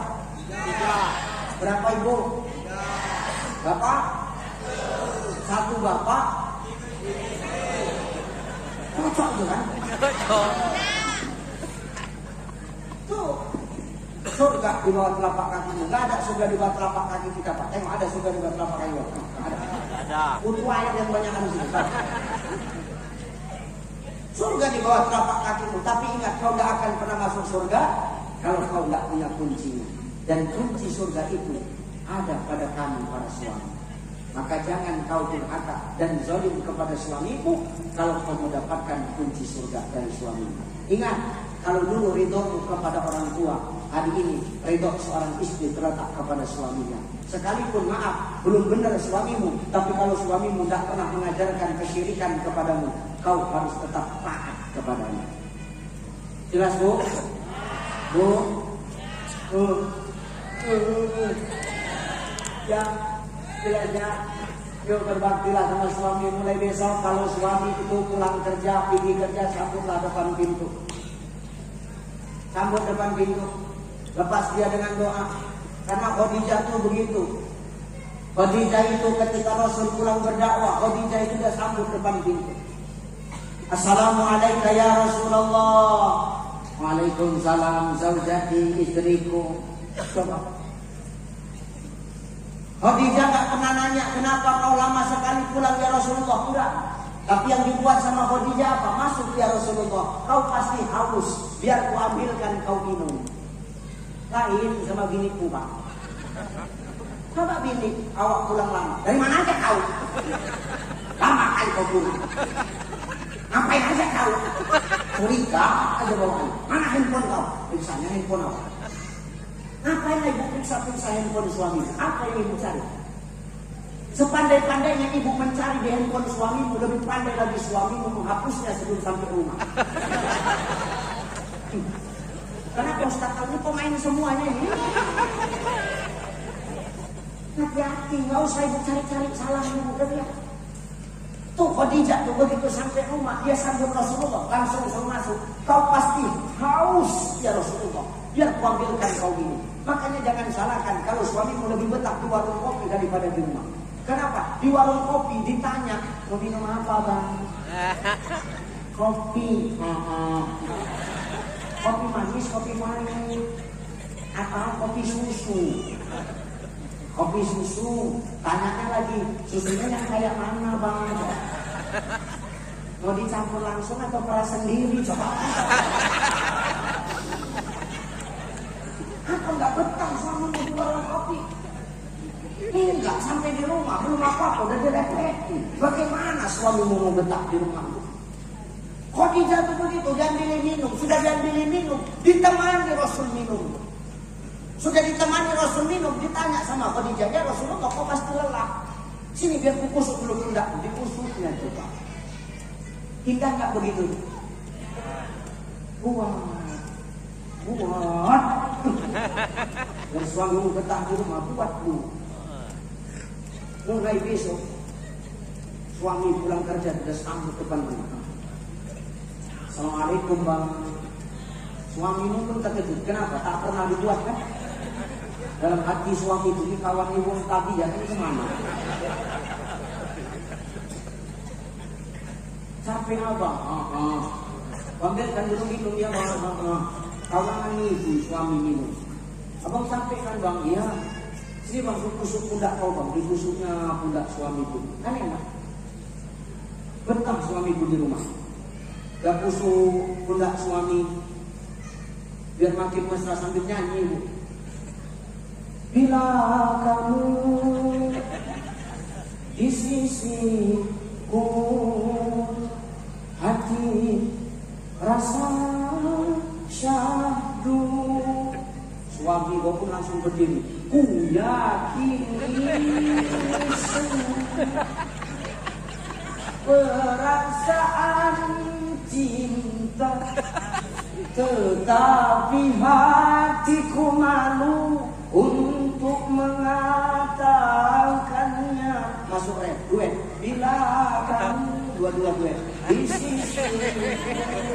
Waktu duet tuh anak awak dari belakang ini, aku kata anak.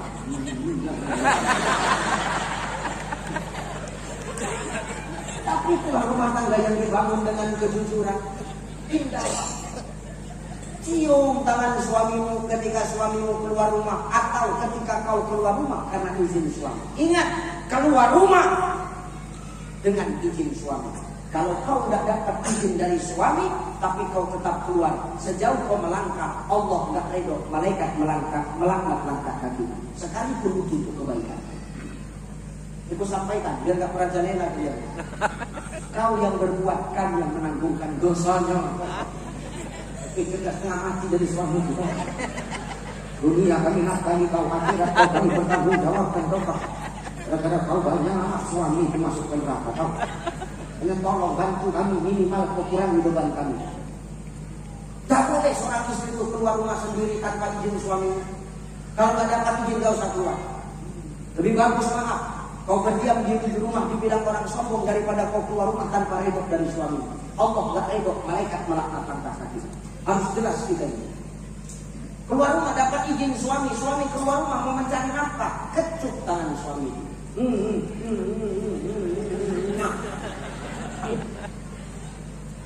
Jadi ya Pak, ini sepele cium tangan suami, tapi pahalanya besar, sama seperti mencium Hajarul Aswad. Berebut orang itu di sisi Ka'bah nak mencium Hajarul Aswad. Ibu tak perlu jauh-jauh ke Mekah. Di rumah ada Hajarul Aswad. Ini Hajarul Aswad semua. Tangan suamimu itu Hajarul Aswad. Apalagi tangan suamimu hitam, makin besar pahalanya. Karena biarkan aja tangan hitam, besar pahala gini. Aku kemana-mana begitu kok. Nih, iya Pak. Aku nak pergi ceramah. Iya Pak. Nih, apa? Hajarul Aswad. Bolak-balik. Makanya di mobil itu sedia tisu basah untuk apa? Napi udah dia balik. Napi apa? Ini sepele tapi jarang dilakukan. Ya Bu ya, enggak banyak-banyak, cukup kau kecup tangan suamimu, kau doakan dia. Allah ridho, malaikat ridho, pahala mengalir kepadamu. Enggak susah bagi seorang istri dicari pahala. Enggak susah bagi seorang istri itu cari ridho Allah. Senangkan aja suamimu, maka ridho Allah akan mengikut kepadamu. Amin. Amin. Sekarang kau Pak, kau pun juga. Jadi suami jangan sok hebat. Tanpa doa istrimu hari ini, kau tak akan jadi wakil bupati. Biar kau tahu. Tanpa doa seorang istri Pak Samad, kau tak akan jadi camat. Biar kau tahu. Itu masih doa. Belum emasnya yang terjual untuk kampanye nanti Pak. Maka ketika kita berhasil di titik ini, muliakan istrimu Pak. Nabi itu memuliakan istrinya. Sampaikan memuliakan istrinya, Nabi itu tidak pernah membiarkan Khadijah tidur di atas bantal. Tapi Nabi selalu membiarkan Khadijah tidur di atas lengan Nabi. Nabi tak punya bantal, punya, tapi disingkirkan bantalnya. Tidur kau di lenganku, wahai Khadijah. Setiap malam Pak, menangis aku baca sirahmu Pak. Ku tes, ku coba di rumah. Ku tambahkan semua bantal.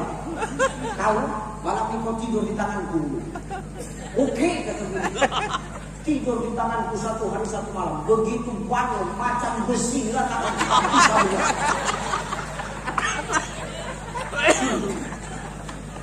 Besok malam datangnya lagi Pak, lagi paruh tahu.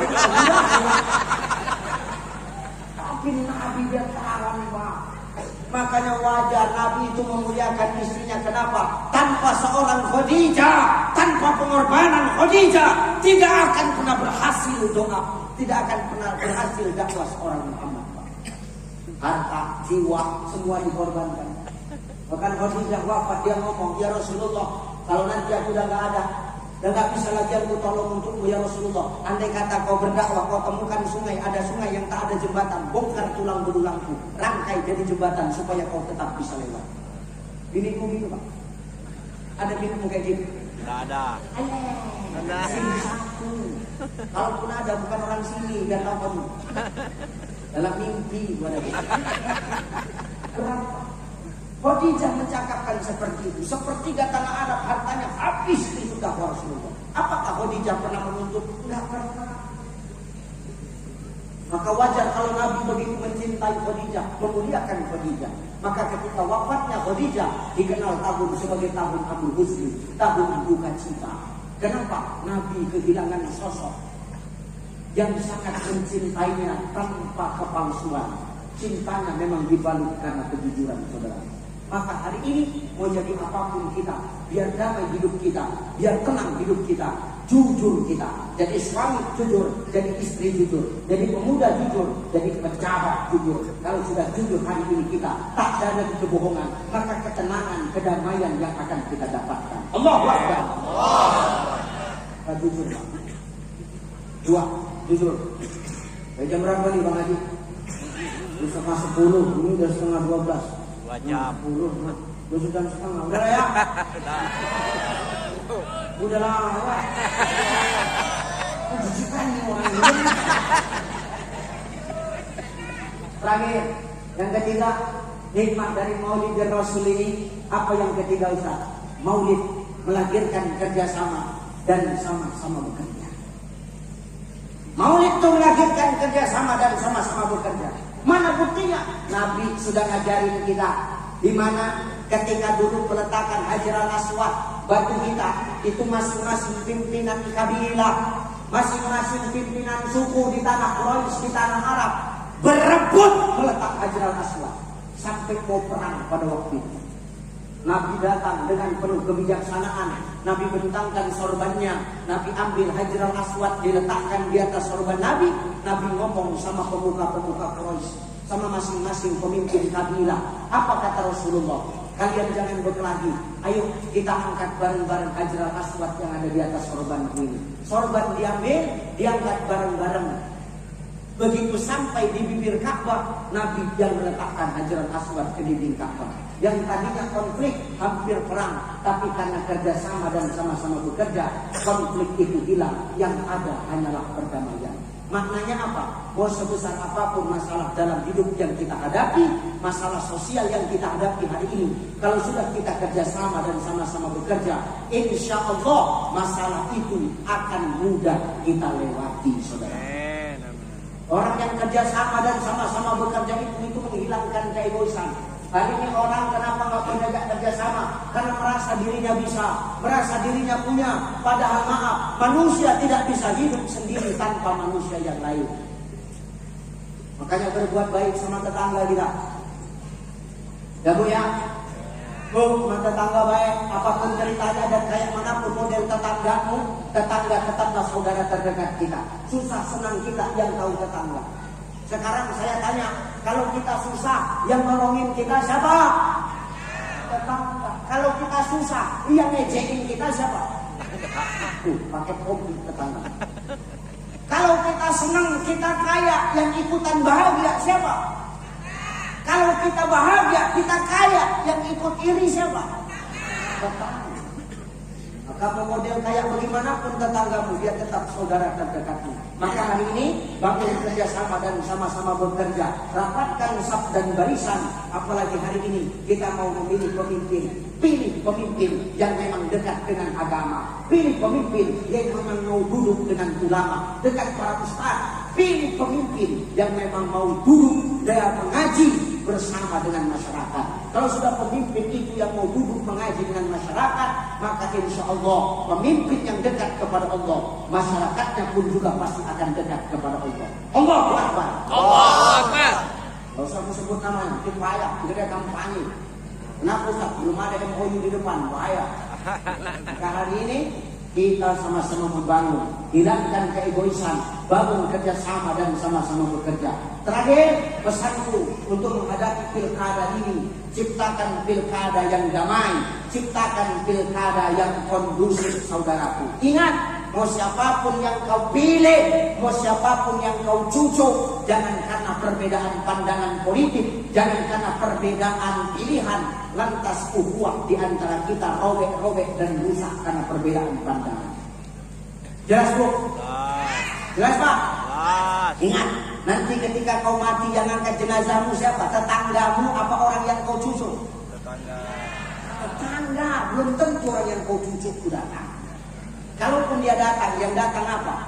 Papan bunga. Maka jangan gara-gara perbedaan politik, perbedaan pandangan, perbedaan pilihan kita rusak ukhuwah di antara kita. Yang kedua, mari hadapi pilkada damai dan kondusif serta aman. Dengan apa? Menghilangkan suap menyuap, sogok menyogok di tengah-tengah masyarakat. Betul? Betul? Kalau sudah memilih pemimpin dengan sogok menyogok, suap menyuap, maka yakinlah akan lahir pemimpin-pemimpin yang tak akan peduli dengan masyarakat. Kenapa? Udah di DP duluan. Ini 100.000, coblos nomor sekian. Enggak. 200, enggak. 300, enggak. 500, enggak. Ini ada 3 juta. Ya udahlah, nomor berapa? Sekali tidak, tetap tidak. Yang nyogok dan yang disogok sama-sama masuk neraka. Maka hari ini saudaraku, bangun kerjasama dan sama-sama bekerja di antara kita. Awasi pilkada demokrasi yang jujur, adil, aman dan kondusif. Kalau tidak kita yang memulai, siapa lagi saudaraku? Kalau tidak sekarang, kapan lagi waktunya? Betul? Betul? Maka dengan membangun kerjasama dan sama-sama bekerja, insya Allah ke depan Ketapang akan menjadi kabupaten yang lebih baik daripada hari ini. Amin. Amin. Nah, itu aja lah yang disampaikan ya. Udah ya? Ya. Udah lah woy. Tolong ya, udah. Mau saya datang kemari lagi? Mau saya datang kemari lagi? Kita doakan Pak Haji Farhan dilantik jadi bupati gerak diundang kemari. Amin. Bisa yang aku sampaikan. Pertama tadi apa? Jujur. Bukan jujur yang pertama. Yang pertama, hidup itu ujian. Allah berikan ujian. Bukan karena Allah benci, tapi karena Allah sayang kepada kita. Dengan ujian itu Allah ingin mendidik kita menjadi hamba yang lebih dewasa lagi. Amin. Yang kedua, jujur. Dengan kejujuran, hidup tenang, hidup bahagia, hidup damai, karena tak ada beban yang kita tutup-tutupi. Yang ketiga, bangun kerjasama dan sama-sama bekerja. Lebar kerjasama dan sama-sama bekerja, maka keegoisan akan hilang. Apalagi rasa menang sendiri akan hilang. Masalah sebesar apapun akan mudah kita hadapi dan kita lewati dengan mudahnya. Amin. Dan itu aja barangkali yang bisa aku sampaikan. Aku pamit undur diri. Mudah-mudahan Bapak Ibu yang kutinggalkan semua tetap dalam keadaan sehat. Amin. Aku doakan Bapak Ibu yang kutinggalkan semua senantiasa istiqomah di jalan Allah. Amin. Saya yang mungkin besok kembali ke Sumatera Utara, doakan kami selamat dalam perjalanan. Amin. Doakan saya dimanapun saya berdakwah selalu dijaga dan dilindungi Allah. Amin. Doakan saya senantiasa diberikan kesehatan oleh Allah. Amin. Nanti saya harus kembali Haji ke Medan. Dari Medan mungkin saya malamnya ke Aceh lagi kembali. Dari Aceh saya ke Pekanbaru. Dari Pekanbaru saya terbang ke Sulawesi. Dari Sulawesi mungkin saya ke Makassar. Dari Makassar saya nggak balik ke Medan karena saya langsung ke Malaysia. Karena ada jadwal saya seminggu di Malaysia, 3 hari di Singapura dan 5 hari di Brunei Darussalam. Itu pun kalau ada yang mengundang.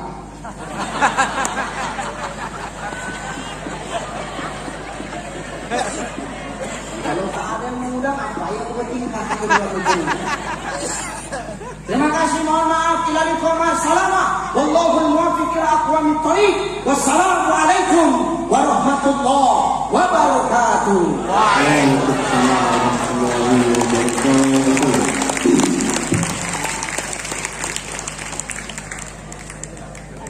Bapak Ibu hadirin, kaum dan sekalian yang kami hormati, tidak sempurna kiranya majelis ini ketika tidak ditutup dengan pembacaan doa. Maka untuk menutup rangkaian acara kita pada malam hari ini, sama-sama kita tutup dengan pembacaan doa dalam